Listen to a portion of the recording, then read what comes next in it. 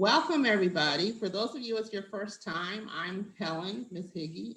You've probably gotten emails from me or Facebook posts or something. And when Black Women Gather is an organization that I started a couple years ago, and the goal is to create safe places for Black women to come together to um, share experiences, to pass on traditions and wisdom. And since COVID, we've been meeting every Sunday. And I think the good thing about COVID is that it made me be consistent with what I'm doing because I would meet and then I'd go away and we wouldn't meet for a while. So this has been really good that we've been able to come together like this.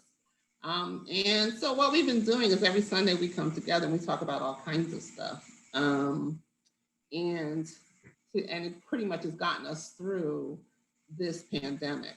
And we've just, been here to inspire and to encourage one another and have discussions that are meaningful to us and our community.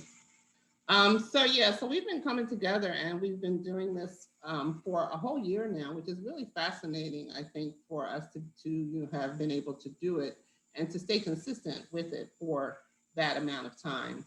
And we've talked about all kinds of things, but every now and then those critical conversations involve other people in our community. So we've invited Black men to meet with us previously. We've met with white women. I want us to meet with white men. And given all that's happening in our community right now, where we're being made the anti-Asian face, I think that we might need to have a conversation even with Asian folks, but we'll see. But today, what we're going to talk about, one of the things that we've talked about is that there are just conversations in our community that we don't have. And we call them uncomfortable. And I really think that they're not uncomfortable. We call them uncomfortable to avoid having them. And one of the conversations that we think is crucial is the experience of being gay in the Black community. And, what has been the history of that? What has been, the longevity of being gay in the community, and what is the homophobia that crosses all borders, I think, when it comes to Black communities. So we think that's a crucial conversation. And we also think, other conversations are where we want to have with our Black men are, our relationships that we have with one another, because that's crucial. We need to talk about that. We want to talk about colorism, and that will probably be amongst women. But then also in the co-ed community, we need to probably talk about the experience of Barack Obama and his legacy and what his presidency meant to us and how we want that to look going forward. And do we want another presidency of that sort? So these are like organic conversations. I have to give you a disclaimer. I'm not an expert on any of this stuff, and either is anybody else on this particular call. We do have calls where people do come in and it's their specialty. But when we have our organic conversations, it's just us talking. And that's what we're going to do today. I have to tell you that the rules of the road are that respect is mandatory. We must be mindful of how we want to be regarded, and everybody on this call, you say whatever it is that you need to say it in a way that's respectful. If you're having second thoughts about having it, or if you're prefacing it with, I don't know if I should say this, I'm not going to tell you not to say it. I'm going to ask you to rephrase it because I want us to have the conversation.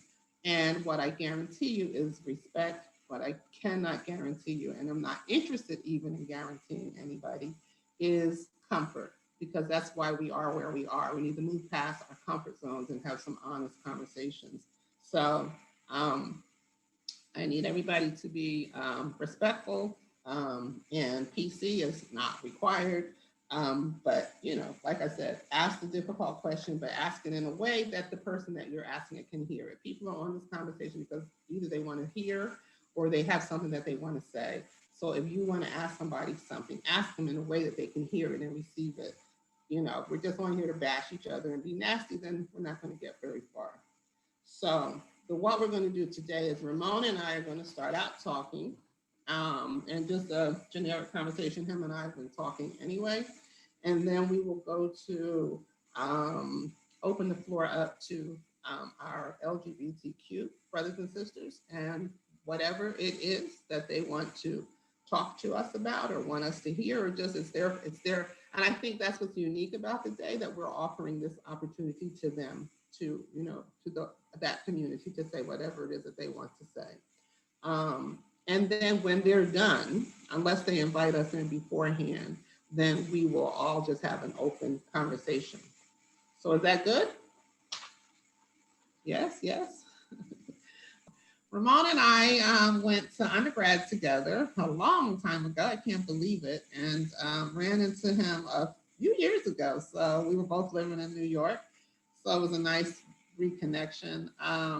He left us at Glassboro State and went to Broadway and never looked back. He's been dancing on Broadway ever since. And now he is an assistant professor at Butler University in Indianapolis. And that's a big change, Ramon, from New Jersey to New York to Indianapolis. How have you been in Indiana? I know, right? I actually went to grad school in Iowa, so that was my introduction to the Midwest, and I applied for Butler while I was there, and it just happened to be one of the top schools for dance in the nation.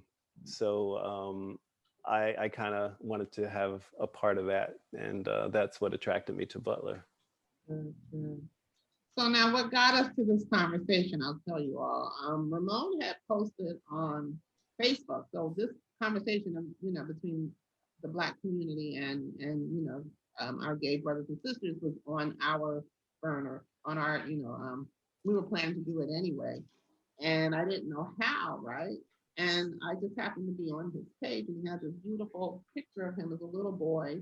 He was 7 years old, and he's talked about the turmoil in that young person's life because he was gay. Well, Ramon, you can tell them what your post said. All right. So yeah, in the photo, because people had often told me how cute I was in that photo, and I said, don't let that cute face fool you, because there was a lot of pain behind the eyes in that photo, because although I was 7, I was a very inquisitive child, and I knew I was gay from as far back as I could remember, and I didn't know exactly what that meant. I just knew that I heard all sorts of things that made it seem like I was an abomination, that made me question why I was made that way, if it were something that were so horrible. I mean, my family was very religious. My father was Catholic, my mother Methodist, so I basically grew up in church. And I'd often hear, just from the sermons that were being spewed at me, that I was this horrible person. So I often ask questions to God, why he made me that way, if it's such a horrible thing. I never got responses. So in the post that Miss Higgy's talking about, I said that it was as a result of, like me not getting the answers that I thought I needed, that I stopped believing in God, and started to believe more in myself, and try to figure out like what I needed to do to help myself be okay with who I was, because uh, it was a really tough time for me, because I was actually suicidal, because I didn't feel like there was anyone with whom I could relate. I was so petrified to share what I was going through with anyone because of the things that I would hear on the outside. So I actually became homophobic. I did everything to deflect who I really was from people that were saying and doing horrible things to people like me. I did everything to try to pretend that I was nothing like the people that they were talking about. And then at some point I got to a place where I couldn't take that anymore. And I needed to figure out how I needed to navigate so that I could survive. And moving to Europe actually helped. it wasn't until I moved to Europe that I came out of the closet. And I was still homophobic when I got to Europe. How old were you? I was 23. Yeah, 23 or 24. I'm really bad with age and dates and years. But bottom line, because the company for whom I danced, they were, I don't want to say that all of Europe is less homophobic than America or the Black and Latino community, but there was a sense of freedom with homosexuals in the company. I mean, there were couples who were kissing and holding and doing whatever openly. And I was taken aback because I never saw that before. I mean, going back to knowing that I was gay, I hadn't really had a sexual encounter with a man until I moved to Europe. I had fake encounters with women because that was sort of my facade. And that's the unfortunate reality and the horrible thing about people who are forced to live in the closet based on society, either because of work or they want to get their dowry or their inheritance, or whatever thing that's being put upon them, where they are not able to live their lives the way they were born to live them. So they do things like marry the opposite sex, or have fake. I mean, sometimes it might be real, who knows? And then they eventually realize, okay, this is really not who I am, and they go into they go about living their lives the way they were born to live them. So that was kind of my thing. I had girlfriends, Yeah, I but try to think back to when we were at undergrad. I yeah, mean, Ramon was Mr. GSC. He was, Mr. Black GSC. And yeah. Nancy is also on this call. She was Miss GSC. And Hey, I, Nancy. yeah, she's on here. So I, Hey, Ramon. Sorry. that's okay. Shout out. Love it. Love it. So I'm trying to think back to when we were at Glassboro State. I don't think that I had any indication at all that you were gay. And that pains me because I think of, here you are, you're Legend Alpha, you're, Mr. GSC, and living a facade, and how painful that must have been. Yeah, I was in a lot of pain during all of that time. And I was a theater major. I was at Glassboro as a speech theater communications major. So I was acting. I was living out my acting dream for everyone. And yeah, when I finally got to Europe, I was surrounded by people who were openly gay. And like I said, I was taken aback because they were so comfortable. And I had a problem with how comfortable they were with themselves. And, European men kiss you, on the cheek. And I had never even been kissed by a man. I mean, like I said, I knew I was gay, but the whole idea about sex, as far as being gay, was new and uncomfortable to me. So, like, just being kissed on the cheek, I was just like, wait, what are you doing? Yeah. And they're like, well, we do that here. We're European. It's not necessarily a gay thing. It's just what we do. And I said, well, I'm not European, so don't kiss me. But eventually, seeing how comfortable everyone was, I finally started to let my guard down and embrace myself for who I was. And I also felt like, because I was so far away from America and my family, that I could do that. And it took me a while to really embrace myself. When I danced with Maurice Béjart, most of the men had long hair, so I let my hair grow for the first time. And um, I got earrings. And well, back then in the The States, left ear. huh? It was the left ear when we were not. Yeah. So Yeah. there was that whole, even that thing. It was like, if you put it in one ear versus the other, you're gay, and all this stupid, crazy shit, basically, that we put ourselves through. But in Europe, it didn't matter. I mean, like, men had piercings everywhere, like in both ears. So I had like 3 or 4 piercings. But when I come home to the States, I take everything out. I was still trying to pretend once I got back home. And I would like put my hair in a way that was a little more masculine. Um, and eventually, when I was about 30, I came out to my mother. I said, you know, I'm independent of my family now. I love them, but it's time that they embrace me for who I am because I feel like I'm living a lie. I can no longer go back home and, like take out my earrings and fix my hair a certain way, walk or talk a certain way. I'm just going to be who I am. And I said, and if they love me, they'll embrace me. And if they don't, I'm sorry, but they're out of my life. That's just the way it is because this is who I am. And take me as I am or leave me. And So how was the fortunately, reception? well, actually, I only really came out to my mother. And as far as I was concerned, I didn't care about everyone else. So once I came out to my mother, I mean, she said, well, I mean, because I explained everything, how suicidal I was, how much I struggled. She was in pain. She said that she thought there was something about me that was different. She couldn't put her finger on it. She didn't think I was gay because her only experience with homosexuality was her hairdresser, who was, now we would use the term, a trans woman. But back then, I guess they called him a transvestite, or basically, he was a man who dressed up like a woman. And he would say to my mother, I feel like I'm a woman trapped in a man's body. So that was her only experience with homosexuality. And so when I came out to her, she said, well, do you feel like you're a woman trapped in a man's body?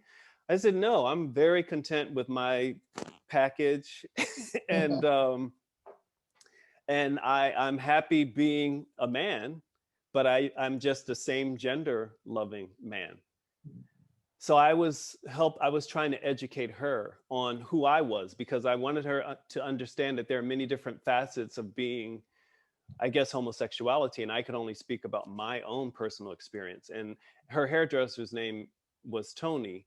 And I said, and Tony's experience is completely different. I can't speak to what he was going through, but I don't feel like I'm a woman trapped in a man's body. I'm a very happy man who just happens to be gay. Mm. But bottom line, she was thankful that I finally came to terms with who I was and that I was living my life happily as a gay man and that I didn't commit suicide. And she was sorry that I didn't feel comfortable enough to, you know, open up to her sooner. And she wanted to be there for me basically. And Well, let's talk about that.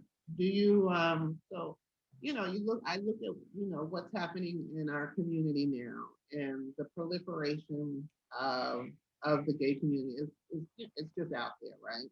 So what I struggle with is, are we so homophobic that we've always had this amount? And I don't think you can answer this question, but it's something that I think about.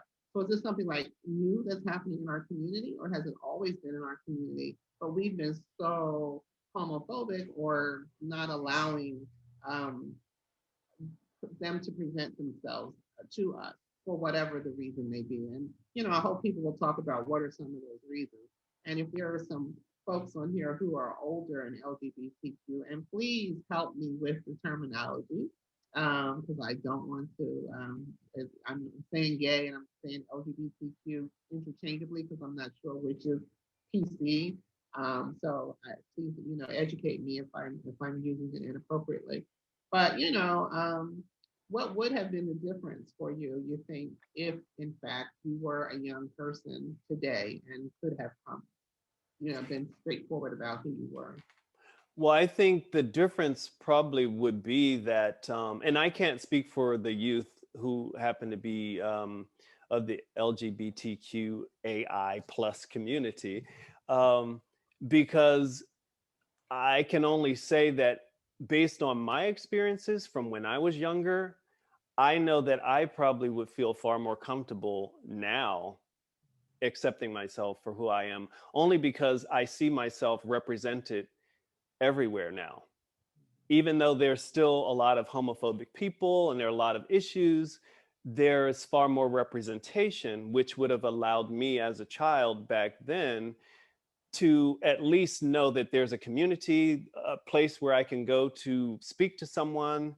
Because as a child, I had no clue. Like even at Glassboro, I had no clue. Like who I could reach out to share. I mean, because I was so afraid of sharing my information.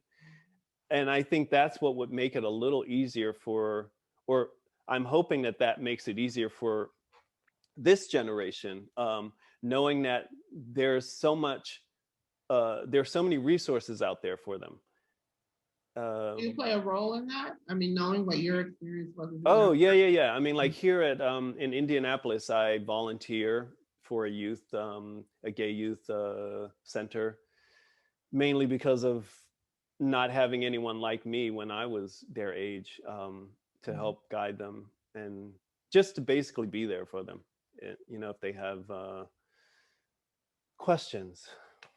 So, let me ask you, I think about the time when you people did not people did not know that you were gay, but you did. What were some of the kinds of things that you heard people say, um, not knowing that they were offending you?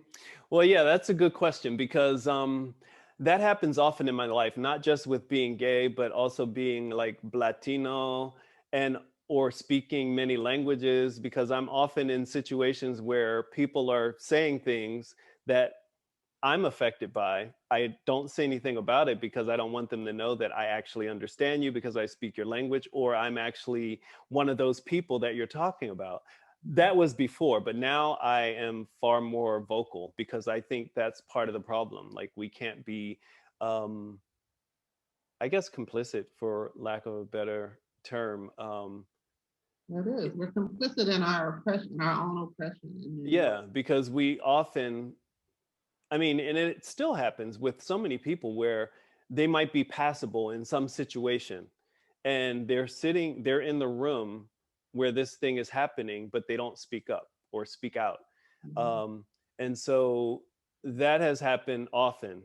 Well, back when, before people realized I was, or before I came out of the closet to people, where, I mean, because I contributed to that, and that's what was really bad about homophobia. And I think most homophobic people, well, I don't want to assume that everyone that's homophobic is actually probably gay, but I know that a lot of people who are closeted tend to be homophobic because they're trying to overcompensate for something.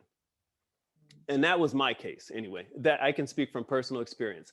I was trying to overcompensate for my homosexuality. So I was like trying to be like as masculine as I could, So, and you know yeah. thugged out at some point. Like when I went to City College, I used to wear the hip hop clothing and try to walk with a swag and talk a certain way, code switching. And that is a huge problem. Yeah. So historically, you had people getting married, to people that, just creating lives that just were, I just can't imagine. It must be so hard to have to live a lie. So what is your perception in terms, two things, racism in the gay community? I hope that you and other people on the call will talk about it. How real is that? And do you really would you describe that Black folks and Latino folks, but Black folks are more homophobic than others? Or is that just hype? Oh, you mean the community at large, Black and Yeah. Latino community are more homo? I mean, I have that's I the have rap that we have. So is it exaggerated, or has that truly been your It's perception? been my personal experience, yes, that Blacks and Latinos have been far more homophobic in my experiences than white people have been. Mhm. So we want to talk too, and not you don't have to answer all these questions, but everybody, who's going to talk today. Like when I think about the source, what do you, if you just had to pinpoint something, what do you think is the source of the heightened homophobia in the Black and Latino community? And you don't have to answer if you don't want to. Yeah, I'll answer, but it's just my impression. Yeah. I would deduce it to organized religion. And the crazy thing about it being more prevalent in the Black and Latino community is that, like, if you're thinking about like religion being something that might have been forced upon, well, if we're talking about people who were enslaved, that was introduced. Well, the religion that most of us might practice now, it's something that it's not something that we brought over from, the motherland. It was something that was introduced to us by our colonizers. So um, it seems like once people have been oppressed and something had been introduced to them, they tend to take it to another extreme, because like this is something that the white man introduced to us, but um they yeah, this is not my level of expertise, but Okay, this and is just I gave it a disclaimer for both of us that we are not. right. Not This is my own personal theory, because that's where the pain started for me in organized religion. Me hearing all these things, and then later realizing that the person that was preaching the loudest was, in the clubs doing their little thing before they did their little sermon. right, right. And the thing too, so I shared this with you when we were talking beforehand, that I agree with you on that assessment. And when I was in Bahia, Brazil, I don't know, a couple years ago, I was just struck that, and I travel a lot, and I tend to travel to places that are populated with Black folks. And I was just amazed that they seem to be the least homophobic Black folks that I have ever experienced. And, being a sociology major, but, nothing scientific, I deduced that it's because they don't practice Christianity. They practice an African, it's candomblé, and it's called candomblé, and it is a combination of West African religion and Catholicism. But it's more African, and that was just me going on it. So I have nothing to base that on other than a very, what were there, like 3 weeks observation. But yeah, so and then too, we all know that in many cases, and now I'm stereotyping, that everybody knows that the choir director is usually gay, but we pretend that he's something else. So is that an exaggeration? I mean, you grew up in the church, and your mom, she was okay with.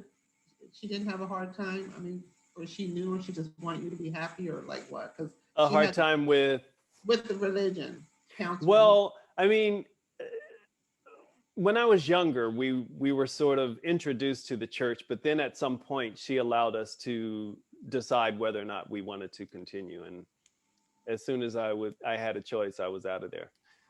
Okay.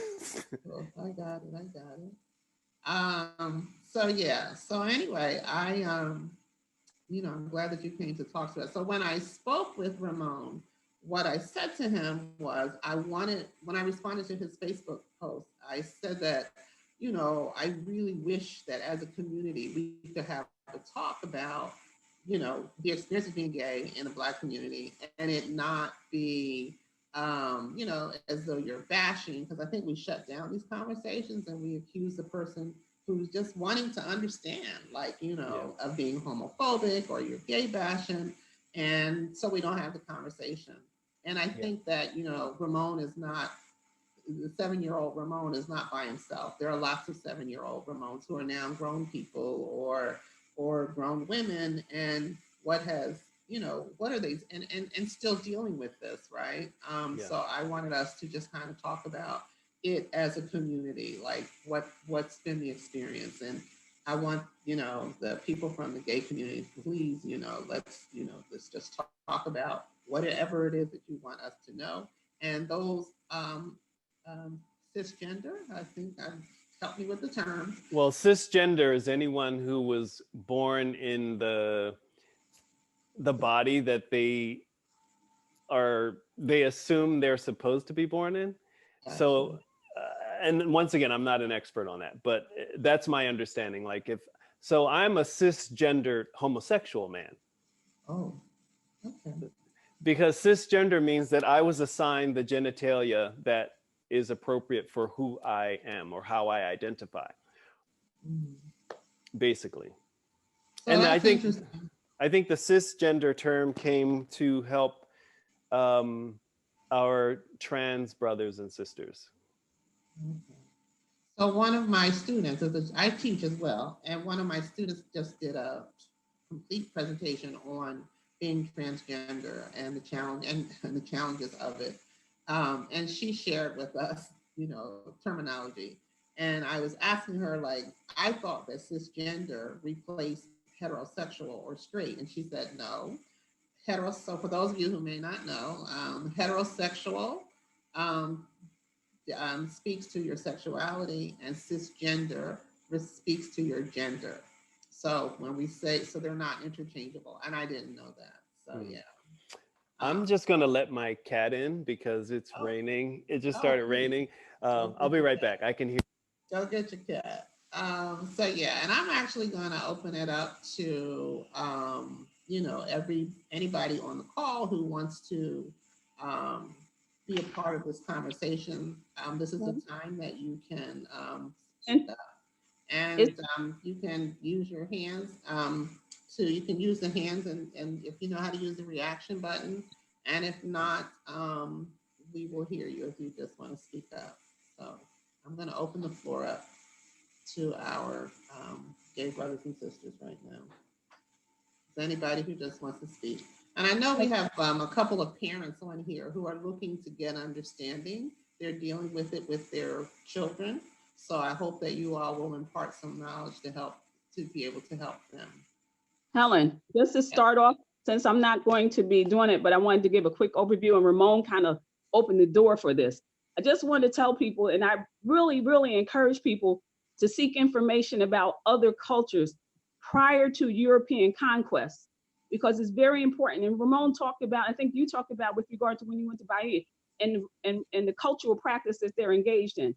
And in other cultures, prior to European conquest, elders, disabled, and homosexuals played a vital and critical role in their cultures.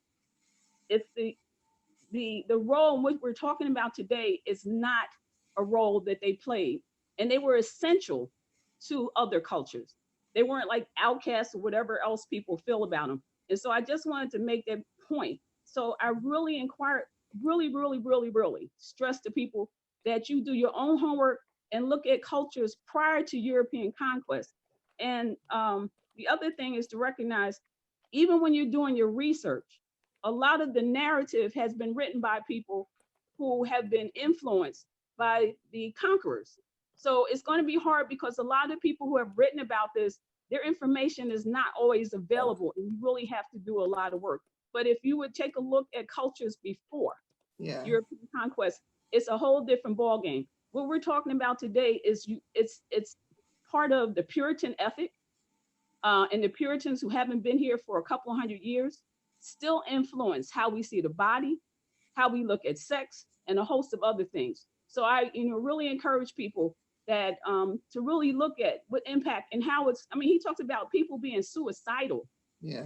Because we've taken on cultures that are not comfortable for us. In many respects, not just in this respect, just in many respects. Right. I just wanted to give that. That's it for me.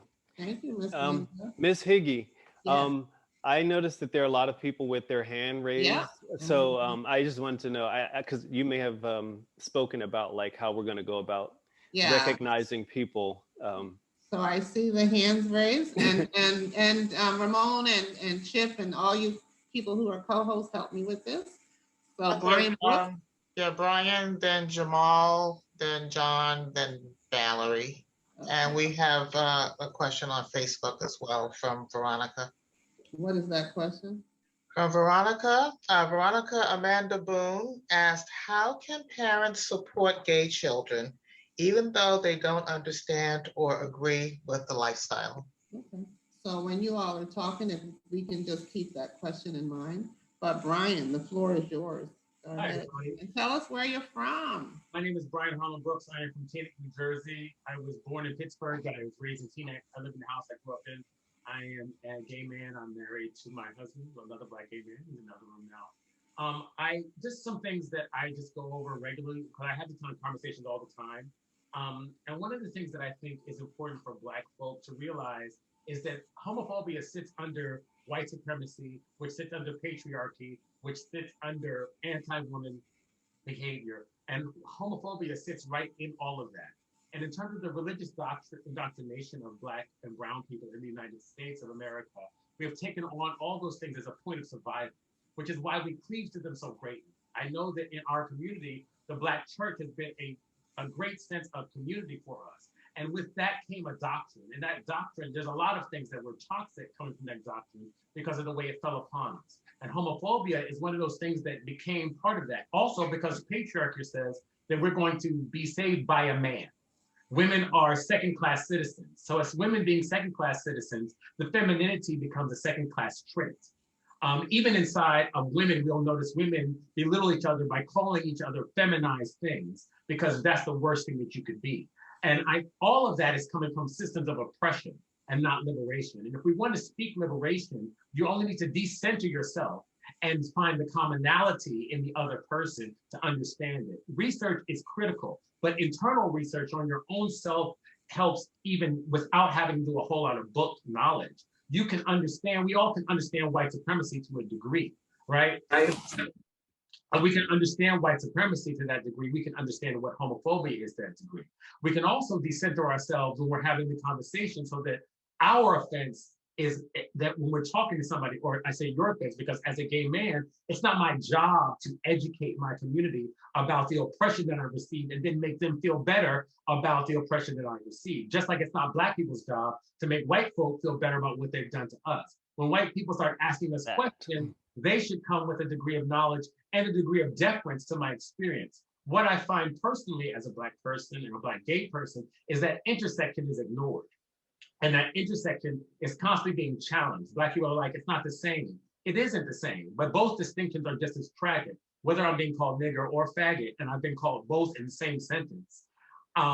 Those things have no hierarchy in danger in that moment, because we have to remember that these titles are titles that are given us.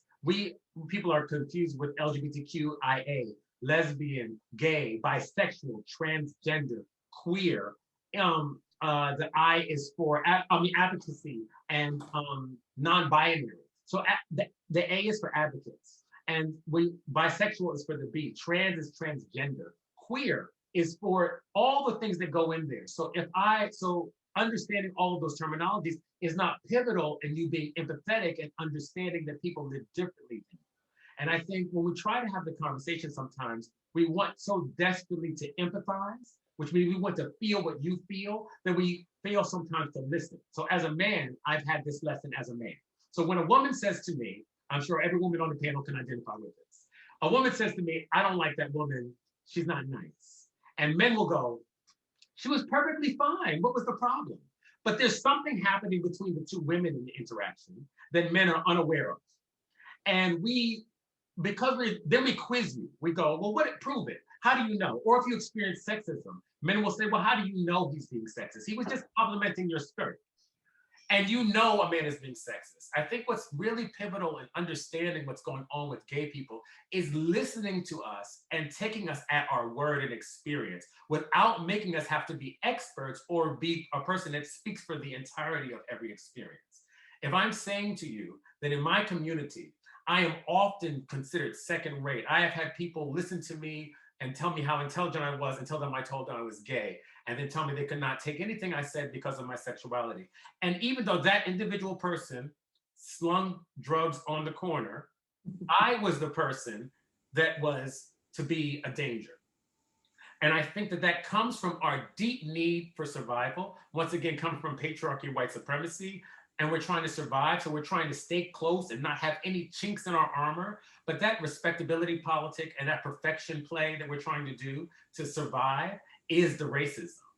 And that is the homophobia. If we say we're going to be a multifaceted people, and because we exist, we deserve life, liberty, then it doesn't matter whether you agree or understand who I am. All you must do is accept. And I think if we decenter ourselves and step outside the singularity of our own experiences, that conversation becomes much easier. So let me just say that I hope that's not what we're doing today. Oh, That- not at all. I just wanted Okay. to say that. Not at all. Because I would say the same thing. And one of the questions that I have too is, um, when you show up, do you show up first, particularly in terms of civil rights and race relation, well, civil rights and social justice and things of that nature? Do you show, and I'm just asking this in general, whoever wants to answer it. You know, as a gay person, do you show up first as a gay person, or do you show up first as a Black person, or are they intertwined and there is no separation of the two? Well, I will answer that. Only because when I show up fully as who I am. Not always been able to do that, right? Because how I show up is about directly connected to my safety. Directly. And in 2021, my safety is different than it was when I was 17-year-old man in 1990. The world is a different place in many ways, but still how I show up, how my husband and I met in New York City, we lived in Brooklyn, New York, how we departed the home in the day. Any goodbye kisses and hugs had to be done in the house. Any looks of affection could not be done outside the elevator. And this part of Brooklyn was a decent part of Brooklyn. But just to look at each other, the way we look, the way we greet, all of that and it becomes something that becomes what I wrote when Ramón was speaking so eloquently was, it's such a colossal waste of time. I am a teacher, I am an educator, I'm an artist, I'm a thinker, I'm an activist. But there's a large part of my brain that is dedicated to my safety vis-a-vis my sexuality, vis-a-vis my marriage, vis-a-vis my race. The race is not as much in my daily existence, but still we can all identify that's a waste of time. As women, it's a waste of time for you to have to justify your existence when you start speaking. I could just listen to Helen speak. But the minute I start going, well, Helen, how do you know that? And where did you study that, Helen? And well, did you go here, Helen? And every word is Helen, and every word is dress, and every word is feminizing you. And we're wasting time. So for me, I try to show up fully as I am, but it's directly connected not to how I want to show up, because there's no hierarchy inside of me, but the way the world receives me. That's all I say. I appreciate all your comments. Yeah. Brian, and don't leave us because I'm sure you have more to add. Who do we have next, Phoebe? I believe that Jamal Story was next. Okay. Hi, everybody. How are you? My name is Jamal Story. I am in Brooklyn right now. I'm from Los Angeles originally. And Brian pretty much covered most of my notes. But what I want to lift specifically from what he and Ramón both discussed is this idea of survival and safety, and sort of help answer that question about what we can do, what parents can do in terms of helping to raise kids and sort of honor whoever they are, you know, or in all of the different aspects of their growth and development into those people that they are destined to become. And so there's some tangible things that have to do with education. Go actively to the things that you would ordinarily avoid, sometimes in the name of Jesus. You know, watch Paris is Burning, read Audre Lorde, read James Baldwin, read about those people. Double down on all of the stuff that's out there that doesn't get the shine that it should, that deals specifically with Black people who fall under the LGBTQIA umbrella, and what they've done over the years, and find out the investment that this portion of the community has made, even in the civil rights movement. Start to find out all of those things so that you have a leg up in helping that youngster access all of that information and then find pride in who they are. When I was growing up, one of the things that I realized, I didn't realize it when I was growing up, but I, in retrospect, was able to see it, this idea of survival. My mother, I wouldn't consider her homophobic by sort of loud standards of what we define in the country as homophobic. She doesn't resist same gender loving people. She doesn't resist that. She doesn't run from it or any of those things. But one of the things that happened with me is that she was determined for me not to be gay. And when I was a teenager, I kind of figured out that it was a function of survival. My mother was operating from a space of fear that that my walk in the world as a gay man would be such a difficult one, that and all of it was rooted sort of in this concept of masculinity that she had been, you know, kind of beat up with for all of her life as a baby boomer. This idea that we are celebrating constantly what I call the 50 Cent paradigm. And I'll unpack that a little bit more in a second. But the idea that she was looking for me to be as masculine as I could be, so that the world would not be so hard on me. So her whole goal was for me to survive, and for her to sort of arm me with everything that she could to make that possible. So back to the question, one of the things that can happen is avoid embracing the uber masculine ideals that become a direct function of white patriarchy. And so when I say the 50 Cent ideal, I remember Angie Stone released an entire anthem that celebrated Black men, including the ones in prison, excluding the ones that are sitting on this panel or in this conversation before you. There was no mention of us. We were absolutely excluded. And so the subliminal message in that is, you know what, if you're strong, if you're masculine, if you're all that, you went to jail and you have a hard body, it's all good, it's all good. But if you're gay, if you sleep with men, wow, you know, and because that becomes demasculinizing, the idea of sleeping with and keep in mind too that it's specific to men, because we have a whole other version of how we sexualize women that supersedes sexuality and gay and lesbian when we're applying those labels to them. So it's specifically the idea that you would participate in a sexual activity that would demasculinize you and pull you further away from 50 Cent. And all of that goes back to slavery, right? You know, in order to succeed at enslaving people who outnumber you, we have to go and take the very, very strongest, biggest Black man in the community and flay him in front of everybody so that we can assert we are more powerful, right? And so the idea is when we're able to put that Black man back, to install that Black man back into the family unit, well, hey, now we have to be extraordinary. And then of course our women have gotten to be extraordinarily strong because they're doing it by themselves. So to keep up with, again, a very, very white patriarchal notion of masculinity, Black men have to be uber masculine. So just in answer to that question, circling back, one of the things to do, aside from becoming very, very familiar with the information out there about this community, the other thing to do is to be aware of those uber masculine imperatives and where they start to show themselves, where they rear their ugly heads, especially in church, especially in Black community scenarios. And I try not to use Black community too often because we are not a monolith, something that was brought up earlier. But pay attention to where those things show up and try not to double down on them, so that your children can see, this is something to look out for. Mm-hmm. Thank you. Yeah. Also, I think, you know, we think about, and Ramón, you and I talked about, you know, when from our generation, Ramón and I don't mind saying my age. Are you good with that, Ramón? Oh, I'm fine. Okay. Yeah. So we're in our 60s, but you know, when we were kids, you know, effeminate boys were called sissy and things of that nature. And boyish girls were called tomboys. But I think that the connotation that came with being a sissy was negative, where being a tomboy wasn't. So I hope, you know, we can talk to that a little bit too today. Who's next, Phoebe? Thank you. John James. Okay. Helen, thank you again for this platform. It's really great to be here with you all. And I want to acknowledge Ramón. I've worked with you before in Hot Feet. I don't know if you remember me.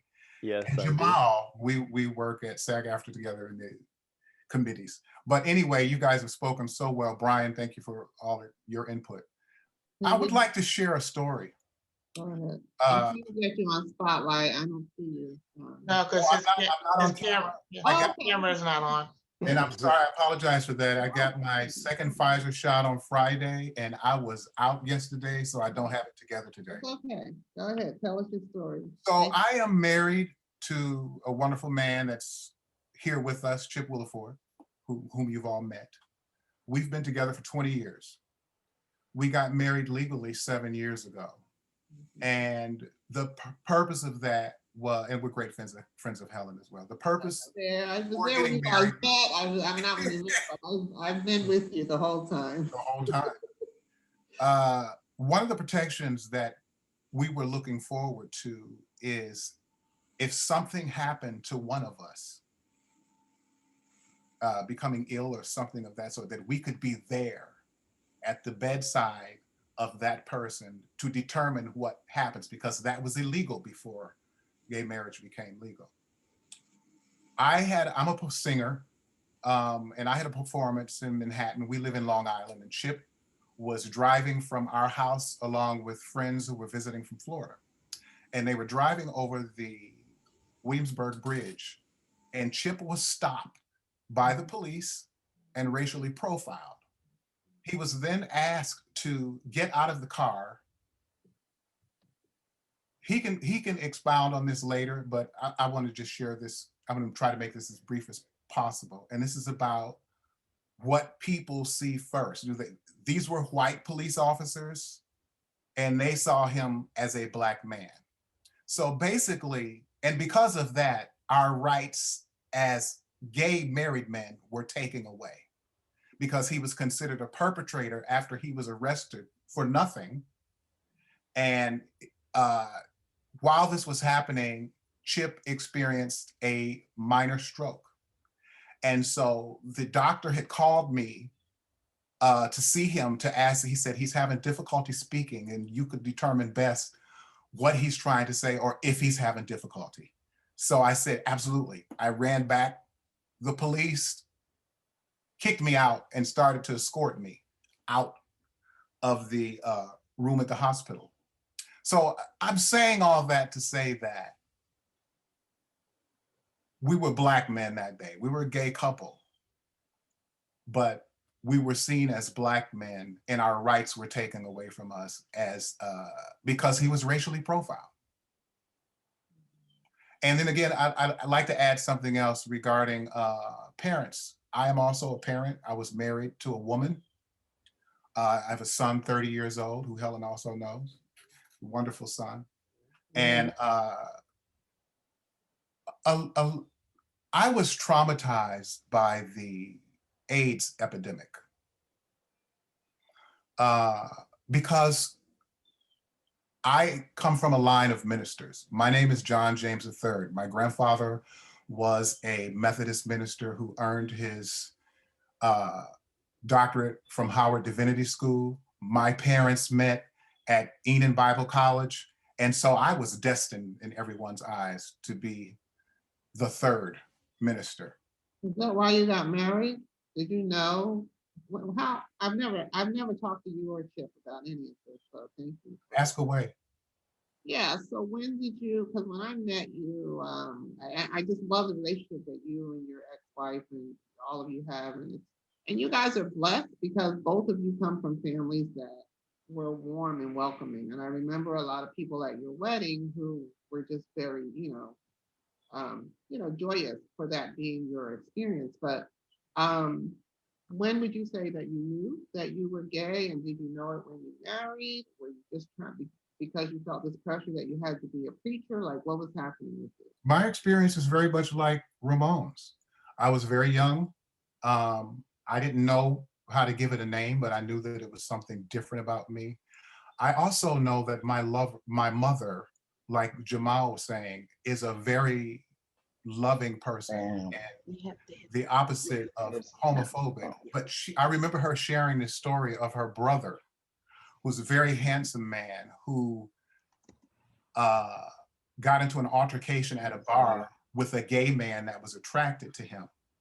And he beat up the man. And my mother proudly shared this story with me as a young child. So I started to take on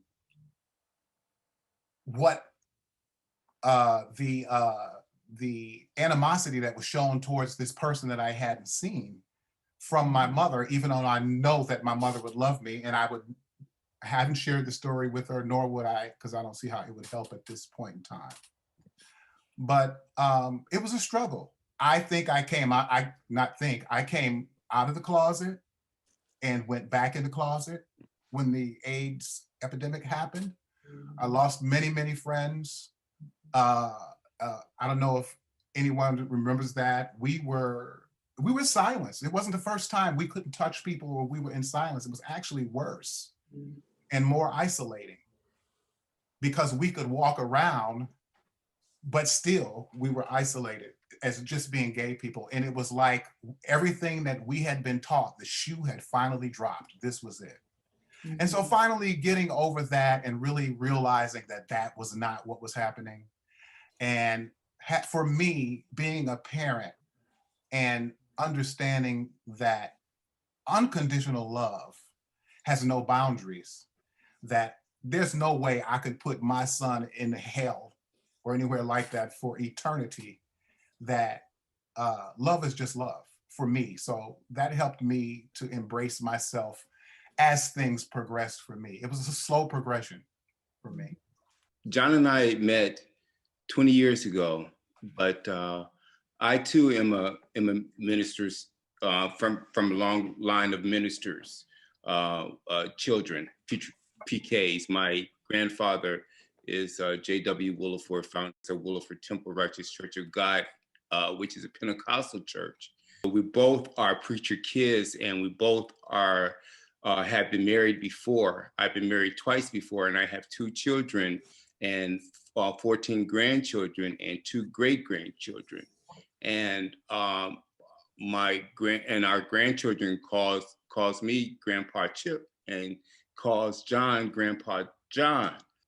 I remember driving with my niece and my grandkids in the car, and my niece was driving, and she got stopped, pulled over by the police, and she called the police officer a fag.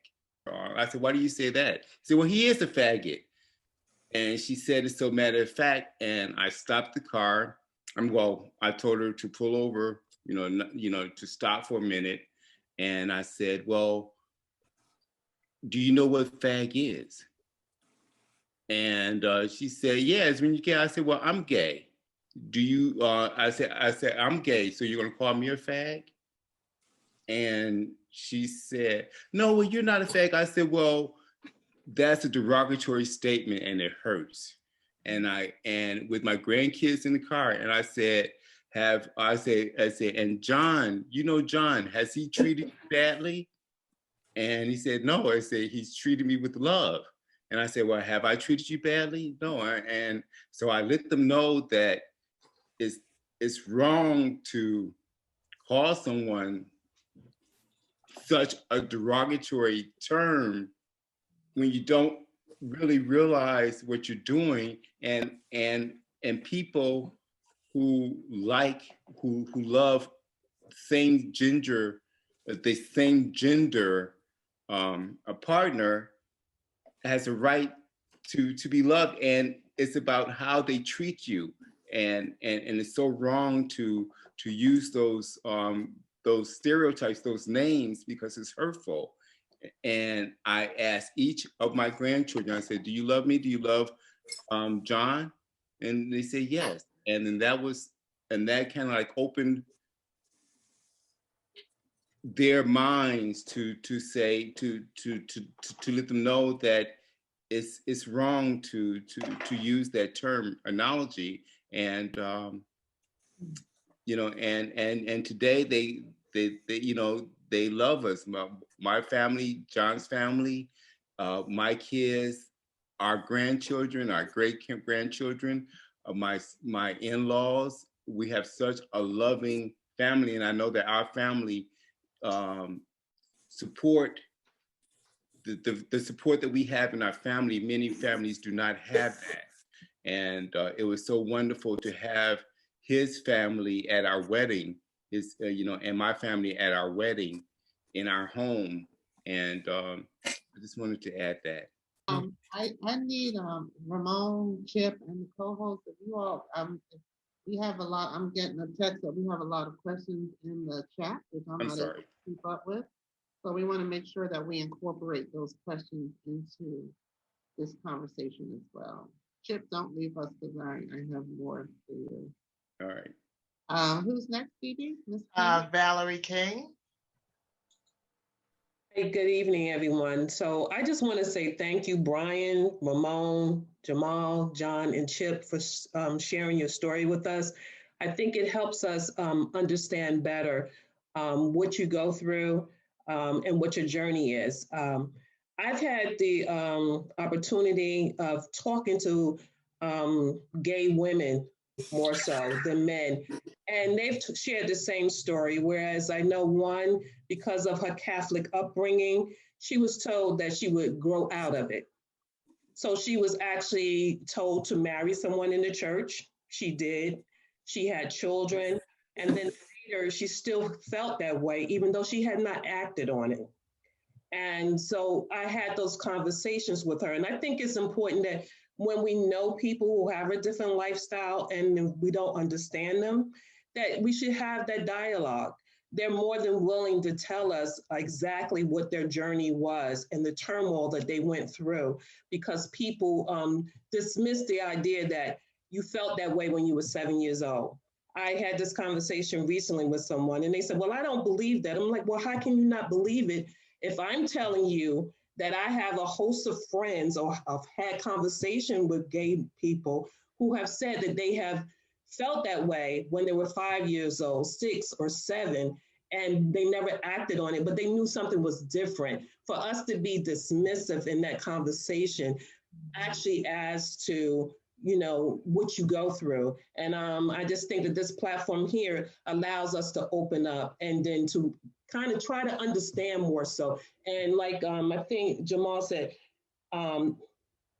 it's not your job to teach us. It's our job to try to learn and then understand where, you know, your journey, but not to be dismissive. So if everybody can just have an open mind, accept everyone because we are human beings. They deserve the love just like anybody else. So don't try to, and don't be fearful.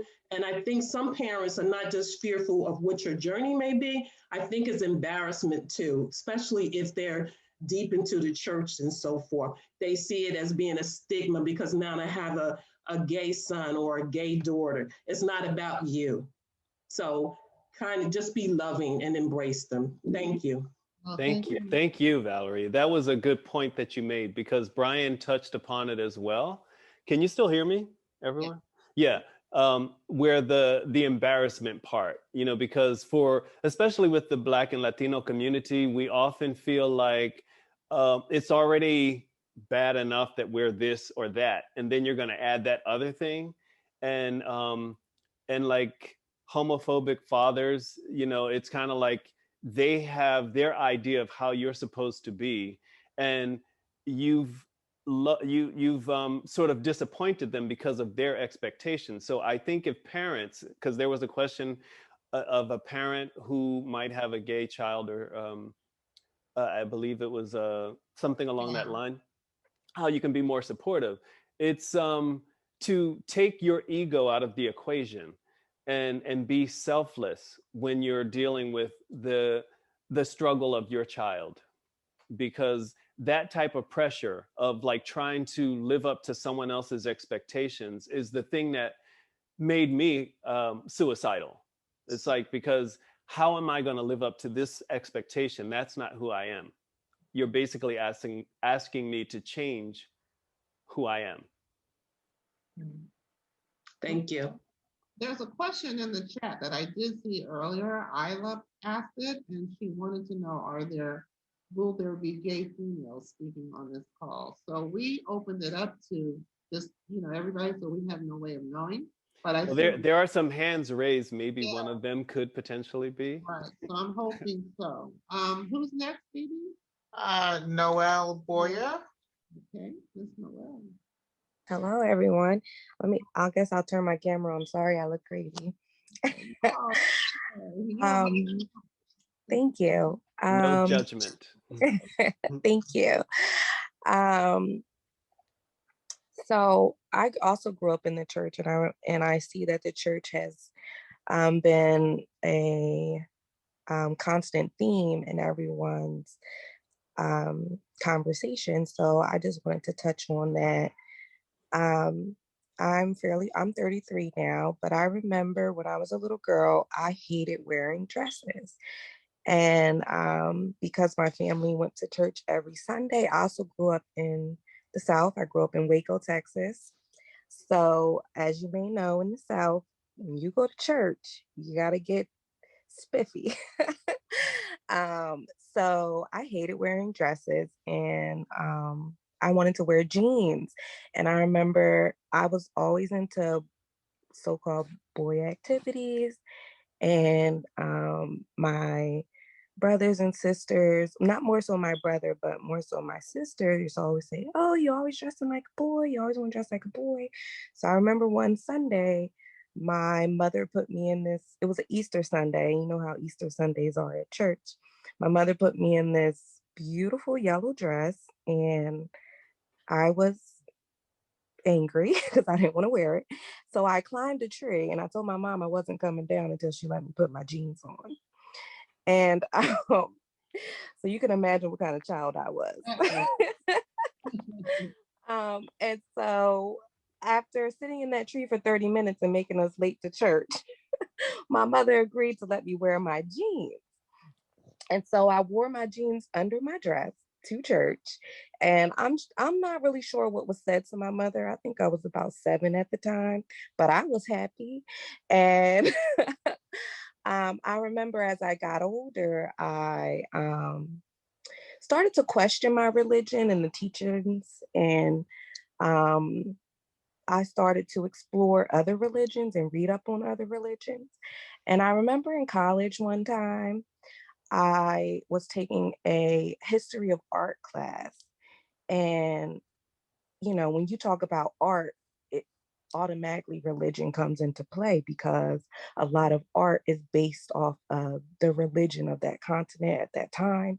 And I remember seeing a lot of, you know, figures drawn with women and women, women and men, with other men and women, you know, orgies and things like that. And so that made me question religion even more, because I remember, you know, my father was a pastor, my grandfather was a pastor. On my mother's side, there were pastors, and I remember them always condemning homosexuality. And as I began to question it more, I don't know if a lot of you are familiar with Leviticus 18:22, when it's like rules, and it says that a man should not lie with a man um, with when they're lying with a woman or something like that, because it's an abomination. I don't remember the exact quote, but I remember constantly questioning that. And as I got older and further into my college career, because I bounced around in a lot, I remember that I was questioning it, and I was taking more classes about religion and history and things like that. And it came up one day that when the Bible was being translated, because you know the Bible has been translated many times, it's many different versions, that it actually says that um, a man should not lay with a man while he is with a woman, in term that while that man is married, he should not lay with another man, because that is an abomination. And then that made me further question the Quran. And then while reading into the Quran, um, yes, it's very popular amongst my grandmother too.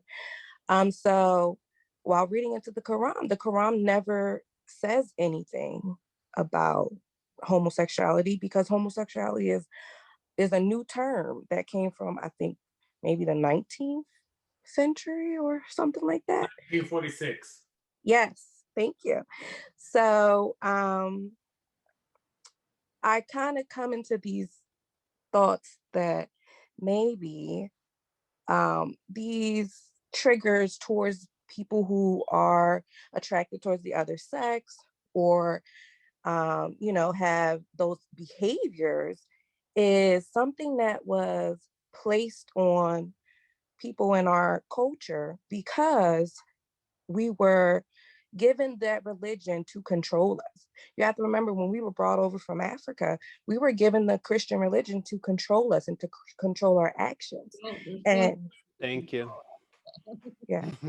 So I'm sorry, guys. I don't want to take up too much time, but but thank you. Thank you. I think that we need to expand our thinking, and when you go to church, and this is something I tell my family all the time because they always criticize me for not going to church. And I always tell them that the Bible says that where the Lord is wherever you fellowship. You don't have to go to church to fellowship. The Lord is wherever you decide to fellowship. And when you are reading these things, remember that they are translated and broken down over the years to be what other people want them to be. You don't speak Hebrew, so you don't know the original text. And the Bible was rewritten multiple times. The Quran is the only book that was never rewritten. And I don't have a religion still to this day. I just say, oh, I'm discovering myself. I'm not part of the LGBTQ community, but I am raising a 12-year-old girl. And she has come to me plenty of times asking me, Mom, is it okay for me to have lesbian friends? And I always say, I don't care who your friends are. And I don't care who you decide to love. You know, I can't choose who you love, and you can't choose who I love. So you have to just remember that when you're putting these things out into the world. I didn't know if you were a part of the community or not. No, I'm not. But I have had experiences, and we also need to keep in mind that it's also reported that in different religions, men lay with men, but they still go out and have children with women, because they say that the Bible just says to be fruitful and multiply. Doesn't say who you can lay with. But we have to continue to do those researches and continue to expand our horizon and look into these different religions, because like I said, when a religion was given to you, you don't know if the teachings are correct. But that's all I wanted to say. Thank you. Thank you for your comments. Let me reiterate again that this is a time that we are hearing from the gay community, and all of us, can chime in when they are done. So. Oh, I'm sorry. That's okay. That's quite all right. Thank you for your comments. Thank you. And I hope that there are some women on here who identify, and I don't know. Bibi, who was next? Nadine Etienne. Okay, Nadine. Hello, greetings. So first of all, I wanted to thank Ramón for sharing his experiences with everybody. I don't want to start my video, I'm sorry. That's okay. So I run a nonprofit for teenagers in New Jersey. And I just wanted to ask Ramón's opinion on how do I welcome children who might be part of this community? Because even though we've been in existence for about 5 years, I know we can't just see who is, LGBTQ by looking at them. There's probably just one child that actually seems to identify with this community. So that township is mostly African American, African, Caribbean, and Hispanic. And we know that these cultures, we know how they are towards this population. So I just wanted to know how to go forth in letting them know that our organization is open to them. What do you recommend? I would recommend not necessarily trying to single anyone out, but just be as inclusive as possible with all the information that you're presenting. So don't present just something from a heteronormative perspective. Make sure that you're including many different perspectives, and especially perspectives that address the conversation, so that they are given a platform if they should choose to either allow the space to know how they identify, and then they also will possibly feel that they're in a place that would welcome them and embrace them. But I guess the last thing you would want to do is like assume that someone is a certain way and not pretend. I'm hoping that you would really genuinely want to help them, but like to basically setting creating a safe space, a space where they might feel comfortable enough to, allow you to know who they are. Okay. I just wanted to answer that a little bit if I could. I think it's really important you have organizations to make sure that you have representation of the communities that you want to see represented in your children, if you can. Just like we want Black representation in different places, you want LGBTQIA representation in different places.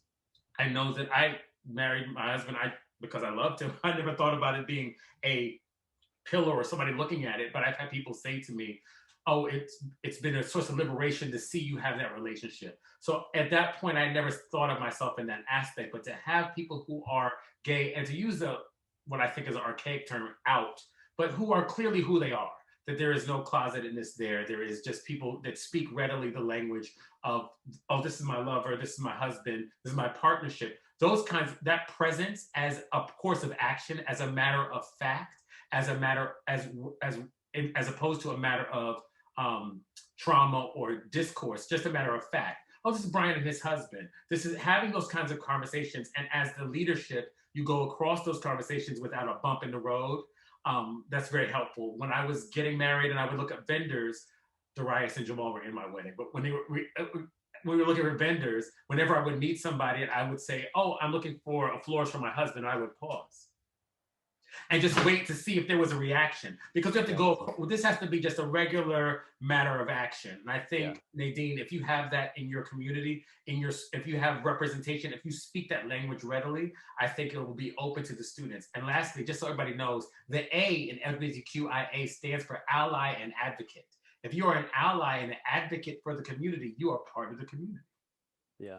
But thank you, Brian, for so eloquently surmising what I was really trying to say, because that in essence was it. If you could make the conversation more matter of fact, like, and I started to do that myself, just exactly what Brian spoke of, because initially I did the same thing. I would wait, I would pause, expecting that there would be a reaction. But the more you can make, and that's what I was sort of touching on when I said a heteronormative approach rather than, opening it up, being more inclusive. But yes, if you could have representation of the type of community that you're trying to welcome, that would probably be a good place to start.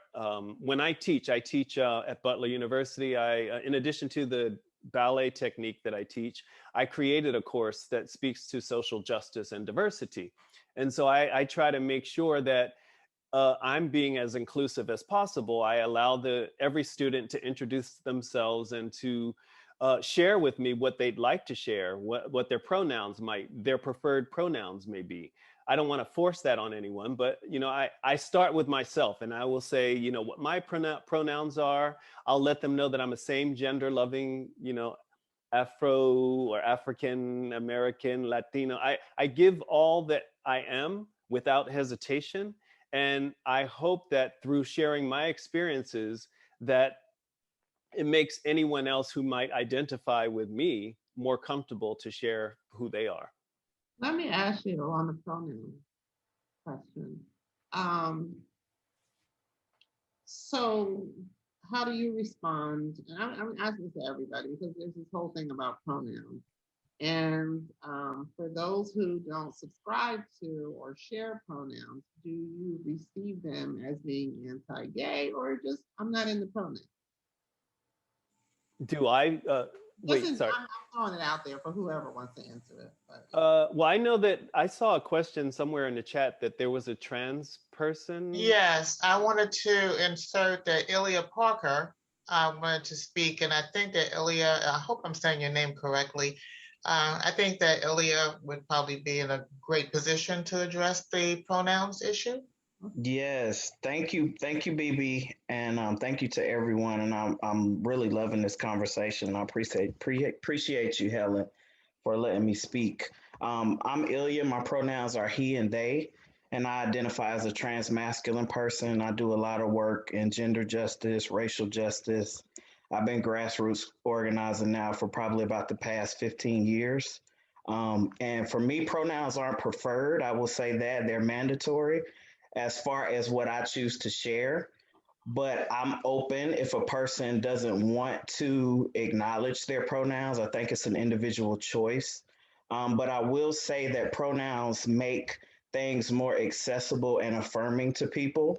So, for example, I work in fitness, and if you're in a group setting and you're naturally assuming how someone identifies and naming and throwing out pronouns, and you don't really know who that person is or how they show up, it can be very harmful.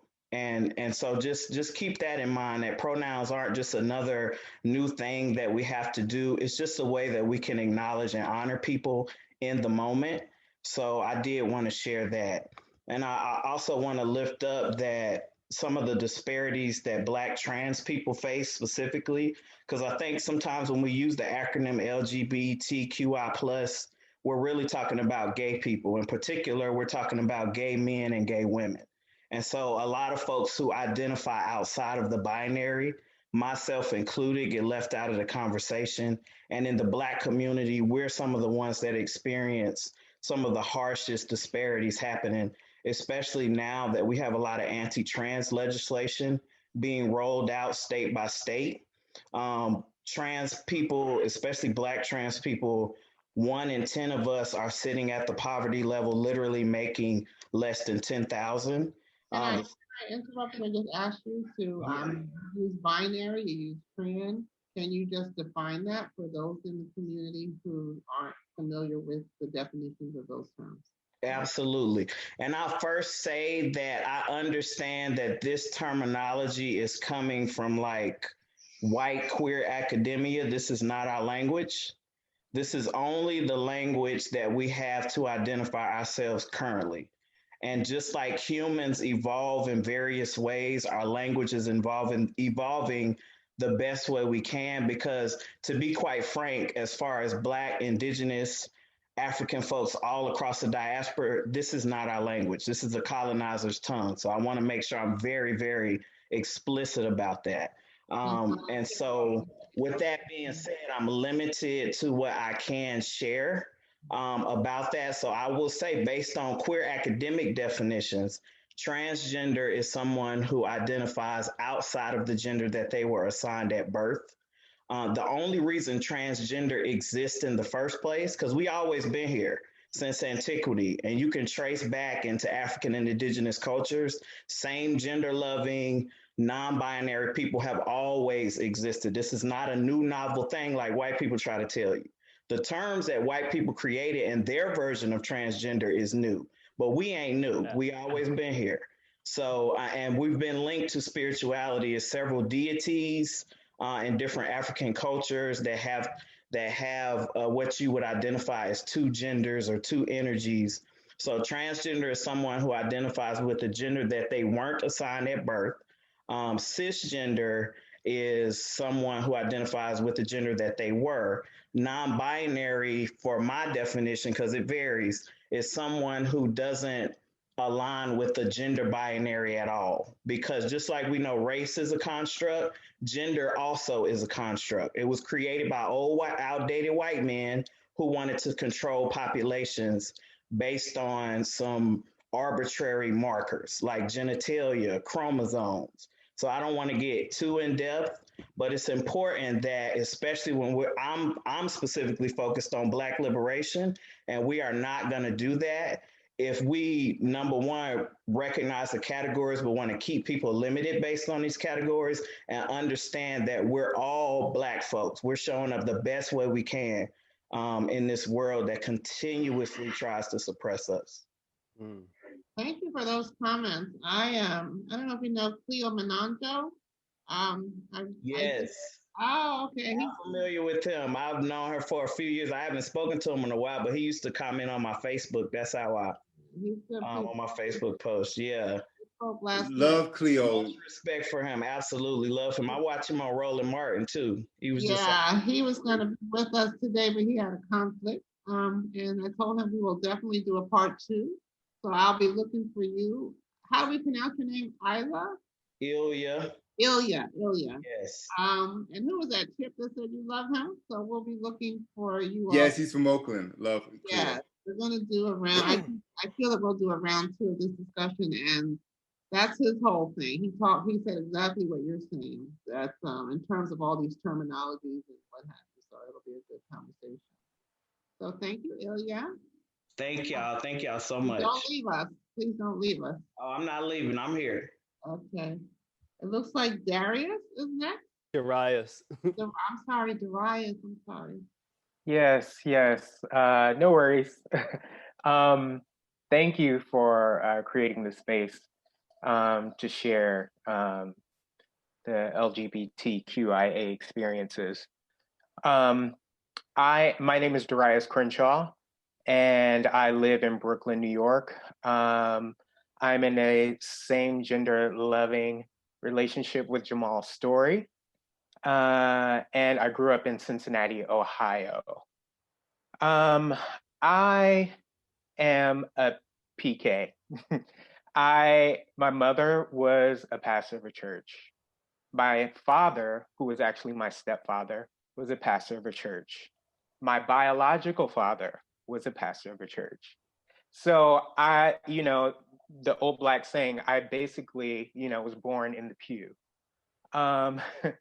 So for me, coming out was a struggle because religion was used to control me and to control what I thought about sexuality. And which is, a product of, slavery and the mentality of slavery and the impact that the slave owners had on their slaves. So for me, I did not want to disappoint my mother or my family and in coming out, so to speak, and saying I'm gay, because to me, my family was everything. And, I was deeply entrenched in Christianity. So I didn't come out until I was 30 years old, and I am 43 now. So 30, that's not him. thank you. I'm trying to keep up with Ramon. We all are trying to keep up with Ramon. All of us are trying to keep up. All of us. But yeah, so I didn't come out until I was 30 years old. And, for me, at that point in my life, my late 20s, I started taking like a sort of quantum leap in my life in general, leaving a job that I was not happy in, starting to become more vocal, changing my direction in my career, and changing things in my personal life. And one huge one was, to let my family know who I am and, to be myself in totality. So that was huge for me because it meant letting go of how I thought of my family, what I thought of religion, and how that had control over me. So, that was a huge step for me. And everything else, after coming out to my family, everything else was a piece of cake. So, yeah, it's huge in the Black community, from my experience, being a gay Black man, because being gay is seen as weak, and it's seen as not being masculine, and I had to release all of that and love myself completely, so then I could allow my family to know who I am, and so they can love me and love all of me if they choose if they chose that. But I wanted to give them the opportunity to accept it or reject it. And for me, that's how I was complicit and not in homophobia per se, and not letting my family know who I was completely. That's all. That's my experience. Interesting that the common denominator for so many people is the whole PK thing, Mm-hmm. or just the dynamics of the church. So Yeah. thank you. Darius. Darius. Ramón. So we are going to open it up to everyone now, and anyone who just wants to ask questions. One of the questions that I don't think I really got in. So one of the things in the Black community, people get angry because so often, particularly gay white folks, will claim to be our allies, use our struggle as their struggle. And a lot of Black people take offense to that. So that was why I asked the question. And I wish there were some gay females on the call, because I think that's a whole nother conversation that we can probably have. One of the women on the call who spoke with me previous talked about being heterosexual in a situation where she was treated deplorably by even gay Black females, because they showed up first as gay women who aligned themselves with the feminist cause, and then as Black women. So can somebody speak to that? Like, because that's very real. And from what I understand, the racism in the gay community is just as rampant as it is. I mean, it's a microcosm of the larger society, so it would make sense. Brian, I see you have your hand up, so go ahead. I will take too much time. Other people speak. I'm sorry, but what I racism is racism, right? So we're all in one big pot. So racism in every situation is in every situation, and that is the pressure cooker that we're all within. And I love what Ilya said when he said we are having language and terminologies put on us that are not our own. We are navigating a system and structure that was given to us, be that religion or society or capitalism. It's a situation that's being given to us. And then we're all fighting for our own survival within it. The racism is extraordinarily present in the gay community. It just is, because white men are white men, whether they're gay or not. How do you feel when you know that they're being discriminatory towards you, but then in the same conversation showing up to say, we are one, your struggle is my struggle? Like, do you feel like they're pimping civil rights for themselves? I feel the same way probably you feel when the country says, look at our Black people, but we went and fought a war. We didn't have civil rights when we're fighting a war. I feel that way. We're used when necessary and used for our struggle and our brilliance. I know that Black people and Black gay people make activism look elegant and graceful and easy. The reality is it should not have to exist. But white people and white society, not individual white people, but white society in general, uses that and then discards it as a shell, like they do the rest of the culture. So they'll use our presence in the community. They use the civil rights blueprint, but they don't put Black gay men in the leadership of gay community organizations. I think the Human Rights Campaign, which is a gay organization, this is the first time they've ever had a Black person running it. And even skin color doesn't always prevail, because they choose a Black person, oftentimes who is more palatable, more easy to get along with, who has all the other monikers of respectability inside of that. I find it very frustrating and disgusting. So I don't always embrace all of that terminology or all of that ideology. The indigenous people had recognized up to 5 genders, and Africanist cultures acknowledged multiple genders and same-sex relationships. These concepts and ideas and feelings and identities are ancient.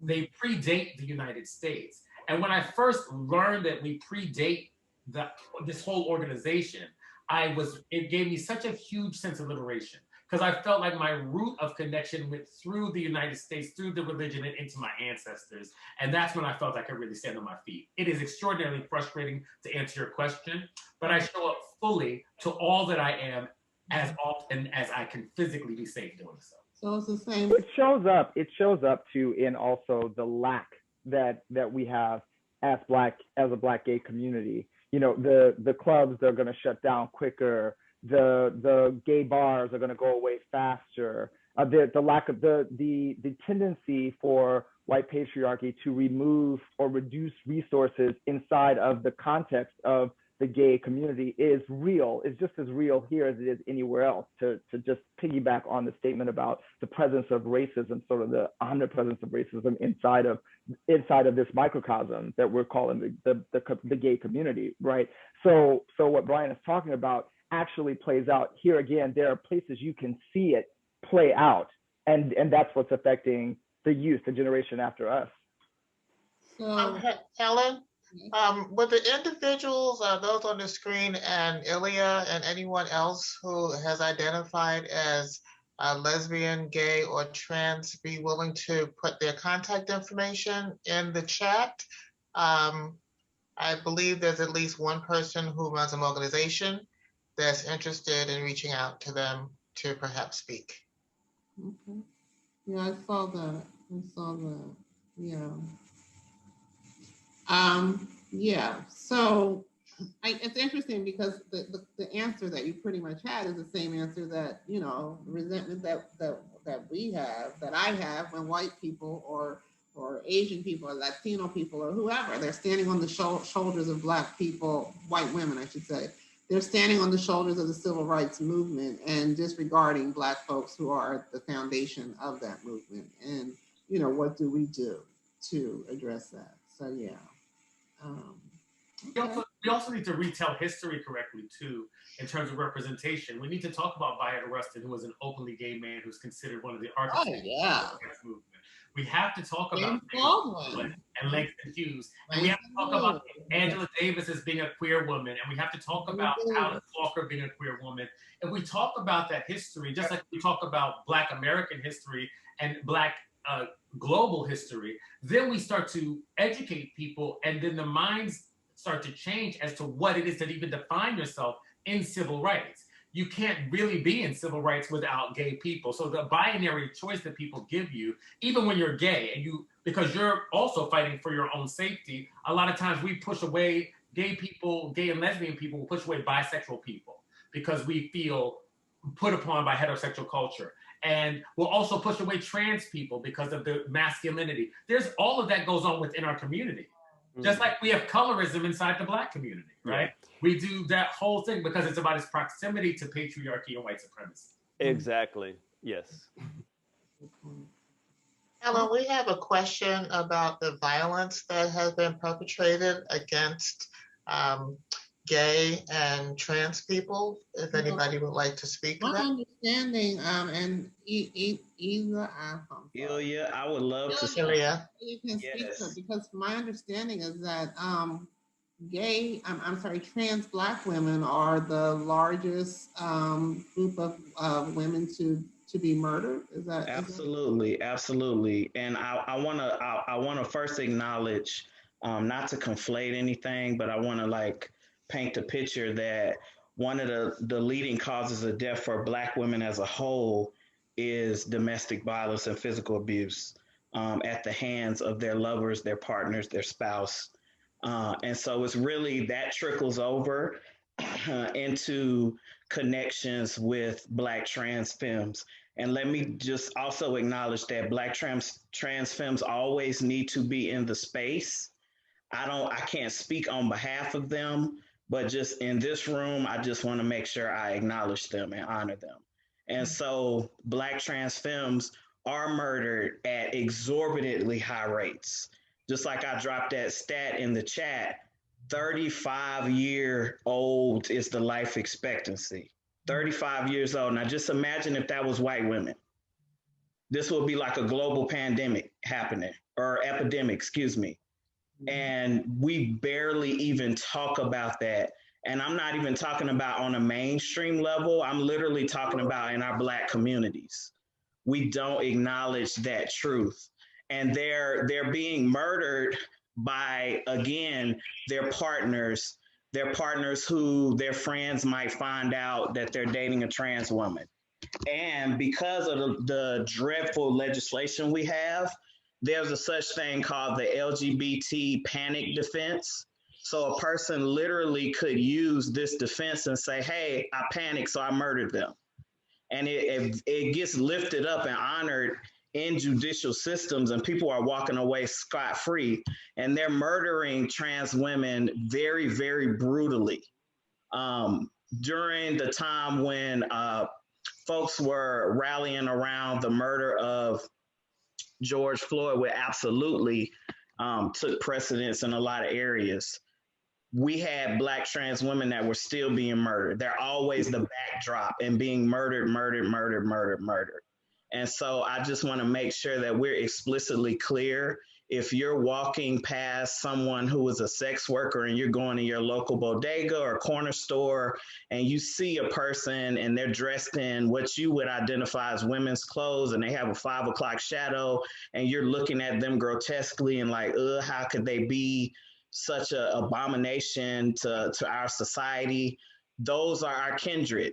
Those are the people who are being murdered. So if you can respect me as a Black trans person because I can articulately tell you what my plight is, and like Brian lifted up, I have this light skin access and I have degrees and stuff like that. You also need to be mindful of the people that you engage with every day to day, that you look at in disgust. Those are all our kindred. Thank you.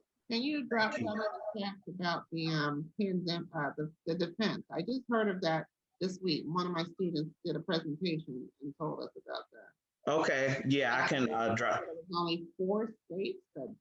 Yes, and local organizers are fighting for that because the purpose of, so real quick, if I may, anti-trans legislation is cropping up because of the Equality Act or the marriage, what is it, babe? The Equality Act. So on one hand, you have this representation, and Brian spoke so well about how we have this representation of what the gay community is, and that's really cis white gay people. Cis white gay people specifically who have access, who have class status, who are wealthy.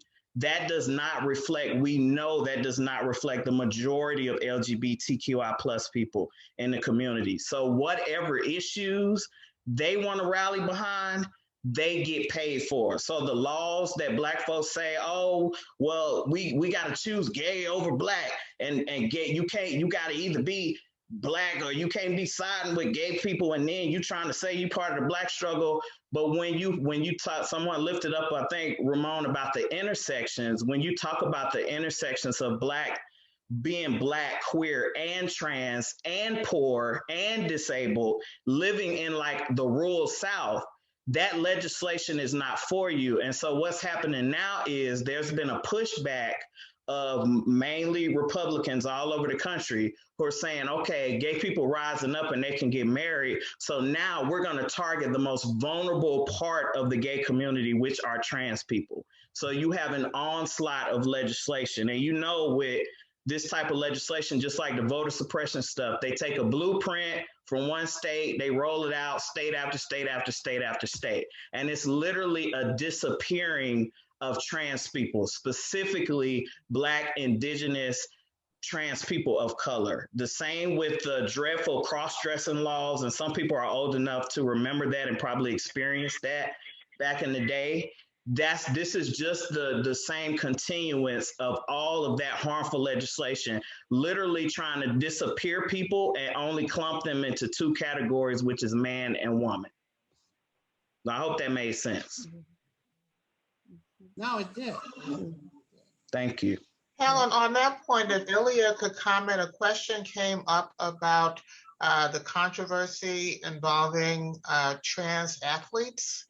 I believe there's legislation that's pending in some states to address that. And if Ilya could comment, please. Yes, I can. Thank you, Bibi, and thank you for that question.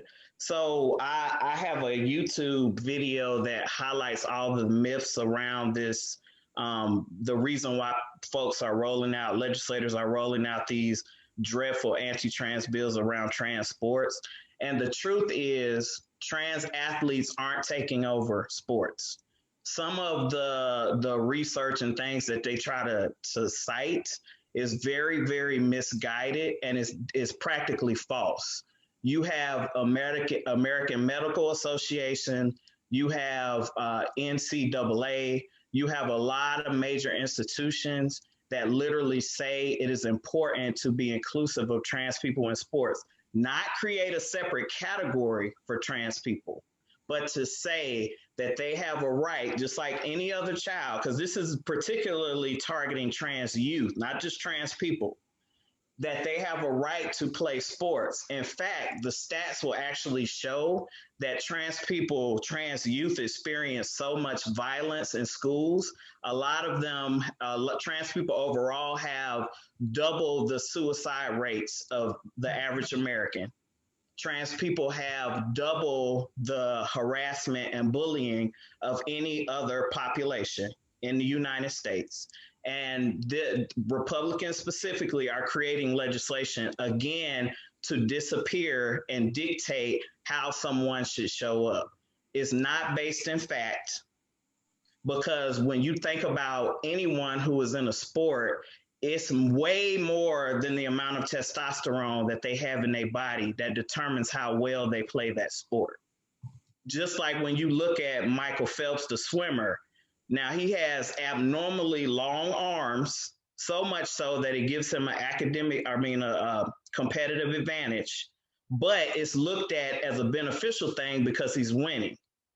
Same with, I don't know if people are familiar with a Olympic runner by the name of Caster Semenya.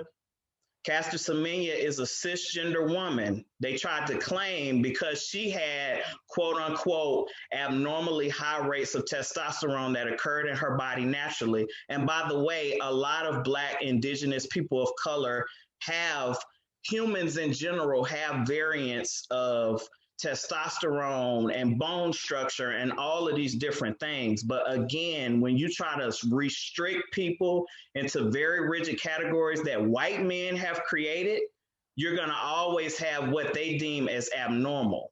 We're not abnormal. We always been here. And so check out my YouTube video. I'll drop a link in that specifically if you want the research and stuff like that. And that way you can share it amongst your audiences. Thank you. What Ilya just said is so important because it really is not about the trans people. It's not stopping at trans people. What they hope is that every group that has some degree of privilege or proximity to whiteness or patriarchy cling to that.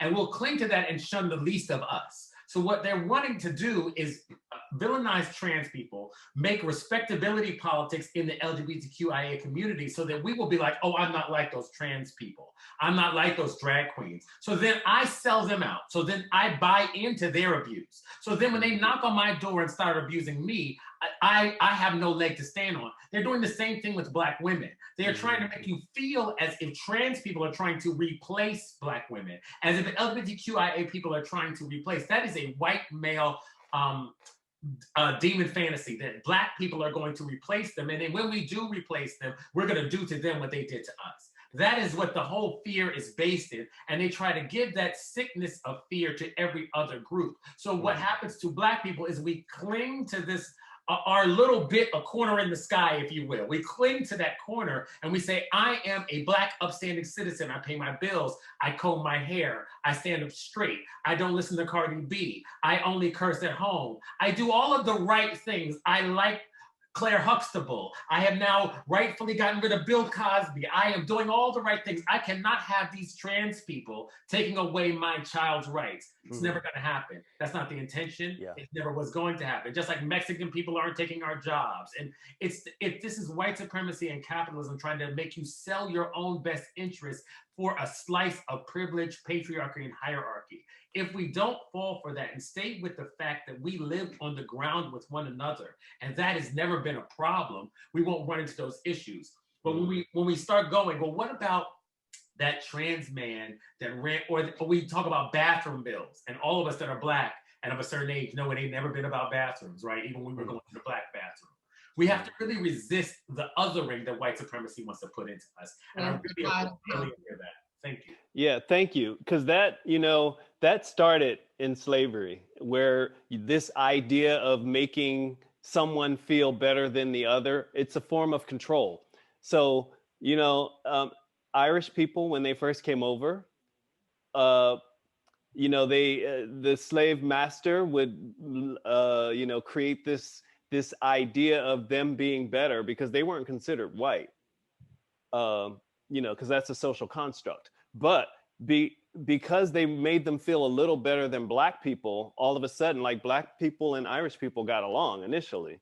But because this whole idea of you're better because you're not quite white, but you're not black, and this same idea is in our community as well. It's like, you're not as feminine as this group, so you're a little better because you're closer to being masculine. And colorism, you're not quite white, but you're not as black as this one, so you're a little better. And you get this whole idea of these people thinking, and then with the trans community, as Brian just eloquently just articulated, it's all about having this idea of reaching towards this patriarchal whiteness that is the thing that most people they want you to strive for.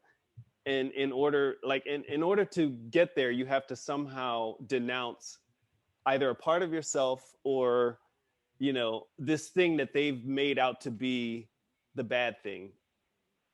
It's the same game. It's the same game that actually has been very successful historically. Yeah. Helen, there was a follow-up question. I believe it's probably for Ilya. The question is, just trans femme athletes have an advantage when they compete against women? Again, I appreciate that question, but we really need to unpack it, because I think it removes a lot of, well, the simple answer is no, they don't have a advantage. And it depends on the person because think about Black trans femme athletes and their access to resources and the way that they were able to train and all of the abuse that they suffered. And then also depending on if they're taking hormones, which has greatly reduced their testosterone level. And then also with this anti-trans legislation, they're specifically targeting trans youth. So a lot of trans youth are taking hormone suppressants. So they're not even going through normal puberty. And some of the studies that Republicans have tried to roll out or research, it's literally research on like cis men who have what you would deem a normal range for a cis man, who hasn't had all of the oppression that they've experienced throughout their childhood and youth. So it's just very unfair to categorize it in such a simple way as, oh, because they're actually, and it's also really transphobic because you're saying they're actually men. And trans femmes and trans folks, trans women, they're women. They're whoever they say they are. They're not men dressed in skirts. And also, by the way, this has been a phenomenon to create fear-mongering, to deem trans femmes in particular and as predatories going into bathrooms, because legislators tried with the bathroom bills. That didn't work. Local organizers shut that down. So now another crop of legislation is coming up to target trans femme athletes and to specifically target trans youth access to healthcare. And again, it's this fear-mongering tactic that these big bad trans women are coming in and they're going into your bathrooms and they're preying on you and they're preying on your kids, when in fact, the people who prey on you and your kids are actually white cis men. Statistically, that will show that most of the sexual abuse you experience is at the hands of someone you know. So again, if we're looking at actual facts and truly what's happening in the world, you will see that trans women, every single instance where a trans woman who has been in the bathroom in the United States, literally, and an issue came out of that, they were targeted, and more than likely in that targeting, they were actually brutalized. And I remember it was a video circulating a couple years ago when the trans A trans woman was in like a bathroom, a McDonald's bathroom, and she was actually very bigger than the people who were like targeting her, and they beat her up. Two cis women beat her up, and she was probably standing about 6'2", and they maybe were like 5'2", 5'3", and they actually beat her up. She didn't get one lick in the fight.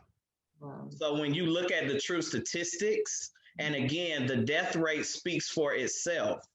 Who are these big bad trans women coming after? Really, truly, and you need to look at your internalized transphobia, because you have issues with seeing what you think is a man, what many people have already talked about with what masculinity looks like in a patriarchal society, and who has the right to look feminine and look masculine. The same way Castor Simeon can be called a man, the same way a lot of our aunties, they got hair on their chest and hair on their chin, can be called men and deemed to be masculine and don't really embody womanhood like they should. That's what we're fighting against. We're fighting against the gender binary that ain't for none of us, whether you're trans or cisgender. The gender and binary was not included for Black people. Period. And until we realize that, we're going to keep fighting against ourselves. Yeah, that's a rough one. When we look at and you're gonna have, hate to say the word, but yeah, we're gonna have to be educated on that, because what people see, particularly in terms of sports and young kids, and these high school girls are just having this situation. So yeah, so there's probably a lot of ignorance in the community that's gonna have to be addressed. And if I could just say, I thank you so much, Ilya, for your comment. Some of the things that you said made me think about what Serena Williams has gone through her entire career. She has been subjected to all kinds of tests, basically just because of the way she's built. So this whole conversation runs very deeply. So thank you so much for your comments. Thank you, BB. And can I say one thing? I don't want to take up too much space, but I'm glad you mentioned Serena Williams, because they didn't, you're right, they did not believe her when she literally was telling doctors, and she's an athlete that's more in tune with her body than a lot of people walking around. And she was walking around and knew, hey, I got blood clots, I feel them. And they literally did not believe her.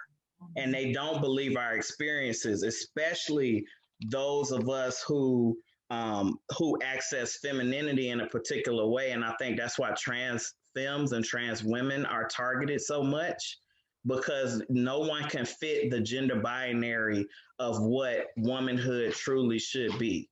And that's why Black women are often either asexualized or hypersexualized, and trans femmes and trans women are called men. So again, we really have to look at that. And one last thing I'll say, it's a lot of material to educate yourself. Gone are the days of, I don't really hear about this, I don't even know where to even talk about this. You can educate yourself. It's so many of us talking about these subjects that I would be willing to speak to any of y'all for free anytime you want to. So just want to put that out there. I'm not going to take up no more space. All right, thank you. Helen, there was another question that's been pending for a while. The connection between substance abuse and sexuality, and the role the Eurocentric base thinking contributes to that. Okay, I also want to open the floor up because we're going to cut this short. We are at 6:09 and people are dropping off. So I just want to open the floor up to anyone who's out there who has not had a chance to speak. I see a hand raised also. Yeah, Peggy. Oh, go ahead, Miss Peggy, please. I just want to say that I'm really struck with this conversation. I'm struck with it because somewhere, I mean, because of all the stuff I've walked through in my own life, the term faggot, and I maybe give my age away by the term punk. I don't know if anybody's familiar with that term. And how the community handled it, and what we said about whenever we saw a man walking past who had a special switch in his hips and, you know, and maybe a scarf tied around his head, signifying that to us that he was indicating that he was someone different and there was something different about him.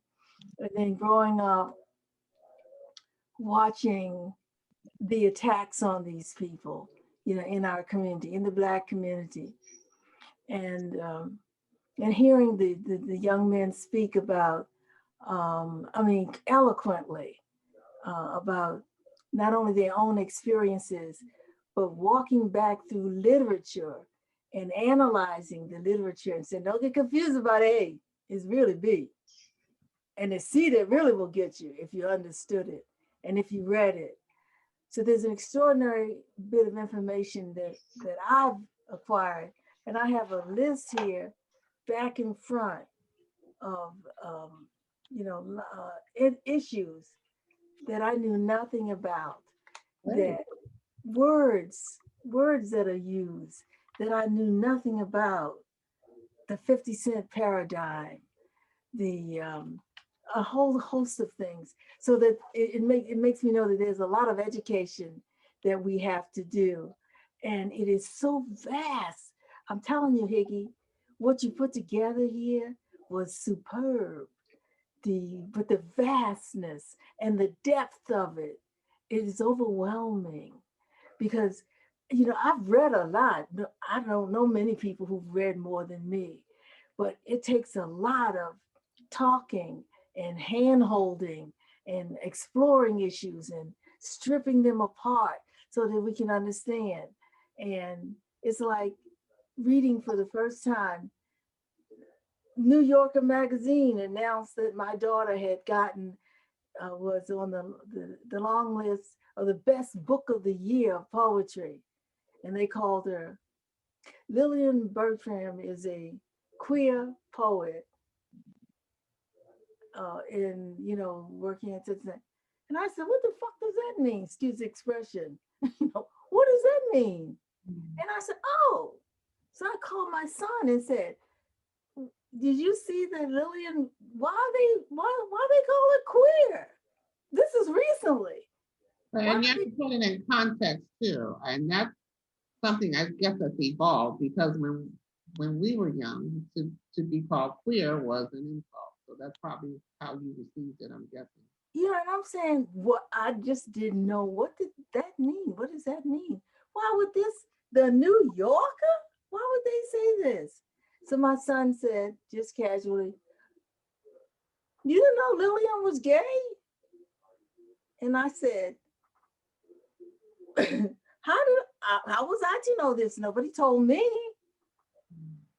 And so all of these issues that come up are really quite extraordinary for me. They're quite fascinating, and I understand. Trust me, I understand the white attack on Black America.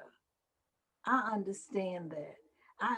I worked at Johns Hopkins University with the great so-called John Money, who was working to understand, how do you make a decision between whether a child is going to be a male child or a female child when they are born with a set of both organs, a vagina and fully descended or undescended testicles. These are people, I've worked with people who are making these kind of decisions. And then many years later, we find all kinds of problems with this. So to make a long story short, I want, my lips want to say, I don't know what to make of a lot of things, but my heart and my brain is saying, there has to be a venue out there. Perhaps this is the beginning of it. There's a venue that will pull back the layers on who we think our children are. How did they get to where they got to? What did we do to support them? What did we do to confuse them? What did we do to confuse ourselves about who we are?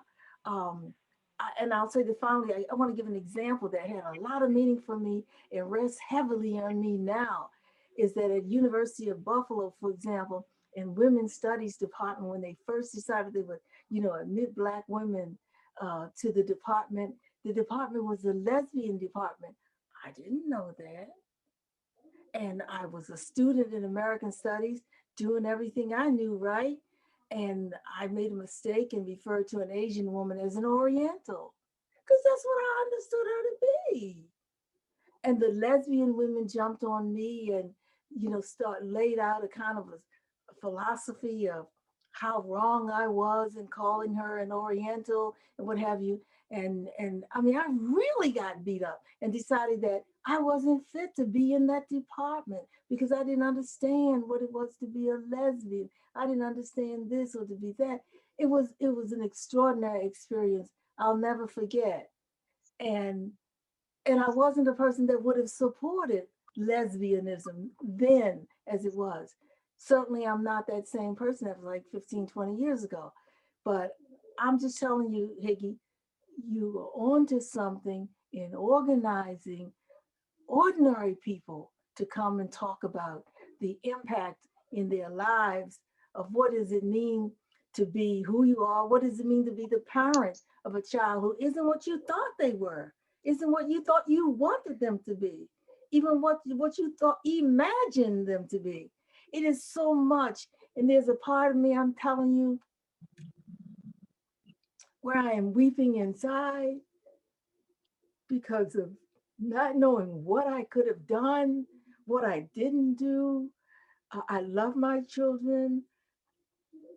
And I know there's more I need to know, but I know we need to work, if nothing at all, about first compiling a book of vocabulary.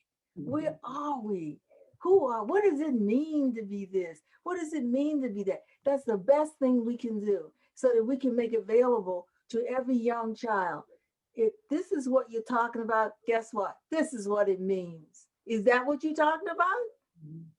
So I'm leaving, but to all the men, Ramon and Jamal and Darius and Ilya and Keith Anthony, all the men who spoke out, I embraced young men who were gay back in the 60s, not knowing what was going on, but sensing that they were special, that they were different. And I feel that way today. And again, Higgy, I thank you so much.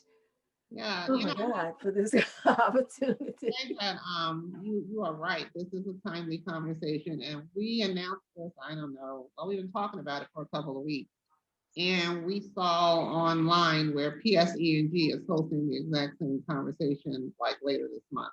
So I like to say that When Black Women Gather was ahead of the curve on this.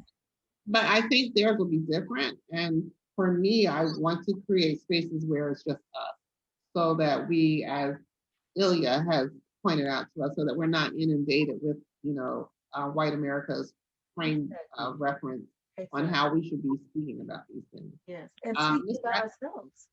Helen, can I just thank all the teachers today and thank you for teaching us. And I want to say that I consider myself, having grown up in West Philadelphia, I consider myself extraordinarily lucky, blessed, however you want to categorize it, to have been friends at probably 9, 10 with a trans friend. And that person at that time, I don't know what pronoun to use now, but that person at that time was getting hormones. And so when the breasts started coming, we would laugh. And as a result, my mind was open, and I never, ever thought of otherizing that person or anyone else. And so I consider myself extraordinarily lucky. But I've been struck in listening to Chip's partner, husband, and I think his name is John James. And I really was struck when he talked about the pain of the AIDS epidemic.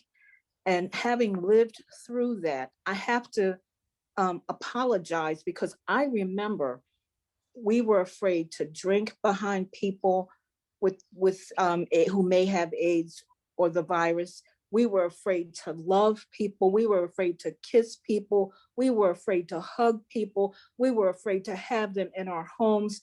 And I remember going up to a friend to the hospital to visit a friend who was dying. of AIDS. And I was in his room, and I think I had to wear a gown.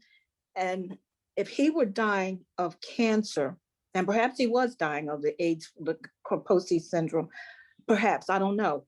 But if he had been dying of any other disease, the first thing I would have done was hugged him and kissed him and said goodbye. And I have to apologize. And I hear what I thought I hear is still the pain of that time. And I have to apologize for my role in that. Mm-hmm. And thank you for bringing that up. Yeah, thank you. May I just address, Let us hear from you, and then we're going to start wrapping this thing up. Go ahead, Ms. Attenborough. Oh, Jamal. I just wanted to, there was a question in the chat about Lil Nas, whether or not his latest video is about negative stereotyping. I just wanted to touch on it really quickly. Well, that's Miss Attenborough's question. She's on the screen now. So if she could ask her question and then you could respond. Thank you. Sure. Yes, the question is here to the panel. I just wanted to know, did you feel that played into the negative stereotypes, or how you felt about it? I didn't like it. I don't think there's enough representation of, I'll just say gay people in general. So when someone like Lil Nas comes and all of that money that is thrown behind that, it bothered me a lot because, yeah. Mm-hmm. I didn't think that it was negative stereotyping. I think that there's definitely space to have the conversation about whether or not we like anything, right? But I think that the question about whether or not it's negative stereotyping goes back to all of the things that we've sort of discussed in terms of white patriarchy. The issue is that, in hip hop, it's remarkable that here is a gay man who has used the medium to speak his experience. And he's used all kinds of things to do that, regardless of whether or not we like it. Privilege, to me, the definition of privilege is not having to represent everyone who looks like you, right? And so the idea is that immediately, because he is gay, because he is a rap artist, because he has made a video, because he's celebrated, he now gets to be the avatar for all of us, and that's it's just unfair right away. It's unfair. And it goes back to the fact that he doesn't have the privilege that should be associated with that kind of expectation at all. So that's the first thing that strikes me about the question of the idea. He doesn't represent necessarily me or Ramon or Brian or Darius, but what happens is in the face of, he's made this video, he does. The interesting thing about it for me is what he's done is he's taken Greek mythology and Christian mythology and African mythology and superimposed on it contemporary tropes, the pole, the lap dance, the heel, all of these things to make a statement that he wants to make. So I think it's wonderful too that you said, I don't like it, because that's a different conversation from, does he represent all of us, and is it negative stereotyping? He shouldn't be burdened by the idea of stereotyping in this case at all. Jamal, could you take 1 second and just briefly explain? Some people are not aware of what transpired. Yes, there is a video. Darius might know the song. I can't remember the song, but there is a song that he released. Montero, call me Montero, or call me by my name. Call me by my name. Call me by, and he and he's a young, a very popular right now young rap artist. Inside of that video, it's a very very detailed and expressive visual representation that has an Adam and Eve kind of garden depiction in which he plays several different characters, and then he manipulates that. He slides down into hell on a pole, and then does a lap dance to the devil with the devil, and then effectively kills the devil, which on some levels, and this is totally opinion, on some levels that's exactly what we're doing inside of Christianity. Oftentimes is, get thee behind me, Satan, is the whole idea. We want to stamp out the devil. Hallelujah. This is actually his version of that in the ending. So I urge everyone to go and take a look at it so that you also can have an opinion, but look at it and point out and notice the times that you are watching it and start to subscribe to different notions or ideals that have to do with negative representations of gay inside of your mind first, and then see if you can excise all of that very patriarchal, white patriarchal thinking from it, that very colonizer thinking out of it, and then have your own opinion that is devoid of all that. And that's what I would urge everyone to do. And on top of it, he put out some sneakers that has satanic symbols and blood, drops of blood. I don't know if that ties into all of There was a Nike sneaker, I think, that sold for $666, very, very specifically, which was all part of a campaign. And again, these are all things that can be discussed. The part that I wanted to sort of lift out of the question is the idea of stereotyping, because there should be space for him to have that expression, and for all of the Black men on here, and Black women for that matter, who have identified as folks under that spectrum, under that LGBTQIA spectrum, to actually agree or disagree about any of it. Thank you. Thank you, Ms. Attenborough. So I'm going to begin to close out. On that note, I do, if somebody, Ramón, you or Chip, if you all just speak to, if there's a parent on this call right now who has a child in their lives who they're struggling with how to deal with this issue, can you give them either some resources where they can go and get help, or just things that they should or should not be doing with the child? If you can answer that. I would just, hi, this is John. I would just say be open to your child having a different experience, and just be constantly loving and supportive and listen. Yeah, I would add to that, be mindful of your own personal expectations of your child. Know that your child is not you, and allow your child to be who they are, and then embrace them for who they are. Absolutely. And I just echo both what John and Ramón said. And before we sign off, is there anything on here that we have discussed that you think we could have if you just want to drop a nugget? And tell me if you found this to be useful or not. And I'm talking to everybody in general. But Ramón, do you have some parting words for us? I do not. I know that there was a comment in the chat that said that they were disappointed that not more cisgendered people were able to speak or something. I don't know if they're still here. But maybe that cisgendered person. And, I guess it's a question of definition, like how, because everyone, other than Ilya, I think everyone else that spoke was cisgendered. So I think there might be some confusion in the terminology. Right. I tried to open it up for everybody to have that opportunity. I feel like I want to call out a few folks, but I won't. Like Dean King or Demetrius. I know Demetrius is doing some work in this area, so I thought he would chime in. But I understand. Dean King. I can jump on, but I was just listening. But I'm a straight man, and I deal or work very closely with gay, bisexual, and trans young African American and Latino in Camden, New Jersey. And my experience, I wasn't necessarily looking to work with the LGBT community, because I felt as though as a straight male, I would not be able to connect with the community.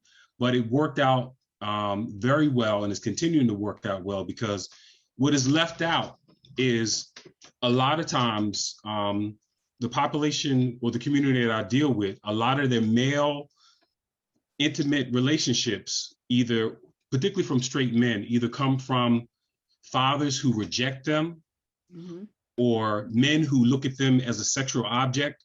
So when they develop healthy relationships with straight men, it really does make a difference.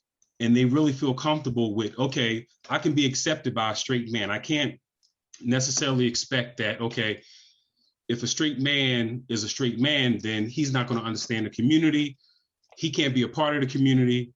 And these young men and women, we have an excellent relationship.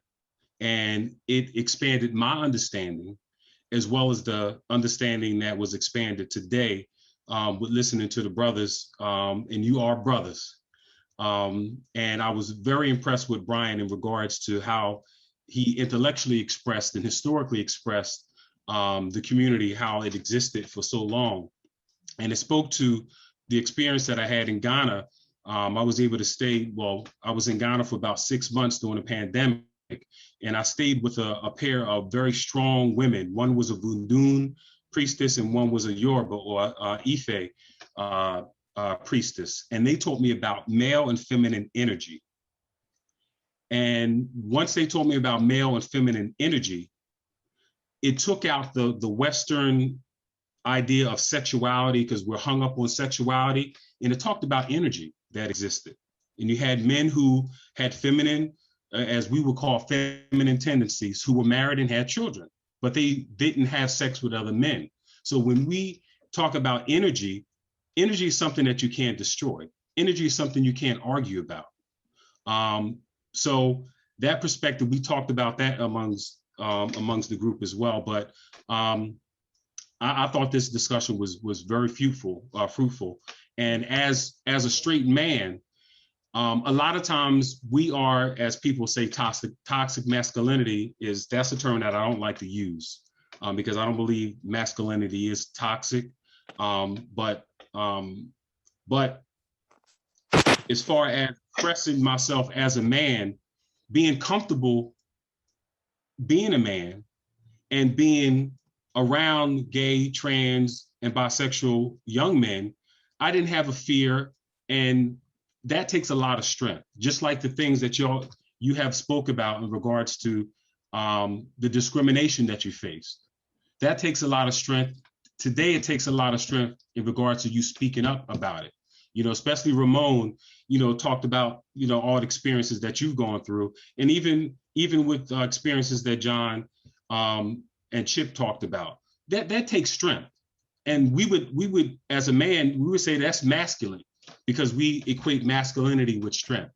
But I don't want to continue to go on, but I just wanted to let you know that I really appreciated the discussion. And, my hang up, and I shared it with my guys. My hang up was the fact that it was talked about how the community was splintered. And divide and conquer is the most powerful tool that the oppressor has used and continue to use. And when I met and read about gay men, gay women who were a part of the movement, that kind of flipped my whole understanding. It was like, wow, I can't put people in a box. And the thing is, another one, and I'm gonna end with this, with Black Lives Matter, when you read the mission statement of Black Lives Matter, when they say Black Lives Matter, all lives matter. And I can't love my people, but reject a portion of my people who may have a gender or sexual preference, because I'm not truly loving my people. So that's something that we have to really discuss and kind of pan out. But I really appreciate this discussion and how you equated, how we think with religion and also white male patriarchy. So excellent. Thank you. So on that note, thank you all for a wonderful conversation. And I'm going to ask, as I always do, that the team members, if you all can hang around for a minute, we'll talk. Ramon, thank you so much. This all came from your post on Facebook, and it was very timely. And I appreciate that you've been so candid and forthright. And Jamal, and we just had a lot of gems here that I didn't even know. So thank you all for coming. Thank you all for sharing. I did say that, you know, Cleo is willing to come talk with us again, and I hope that we can do a part 2 on this, and he will talk to us about it from a historical perspective and from, you know, a Black male perspective, which is what Ilya mentioned as well. That's important for us not to lose sight of. So on that note, I say I love you and thank you. And ladies, we will not be meeting next week. We'll start going to every other week. And we'll go ahead. Ramon is like, I'm out. I was just going to say thank you to everyone, and thank you, Miss Higgy, for bringing this all together. And enjoy. Absolutely, absolutely. And we will do more conversations and invite our men. And I hope that you all will, you know, will join us again.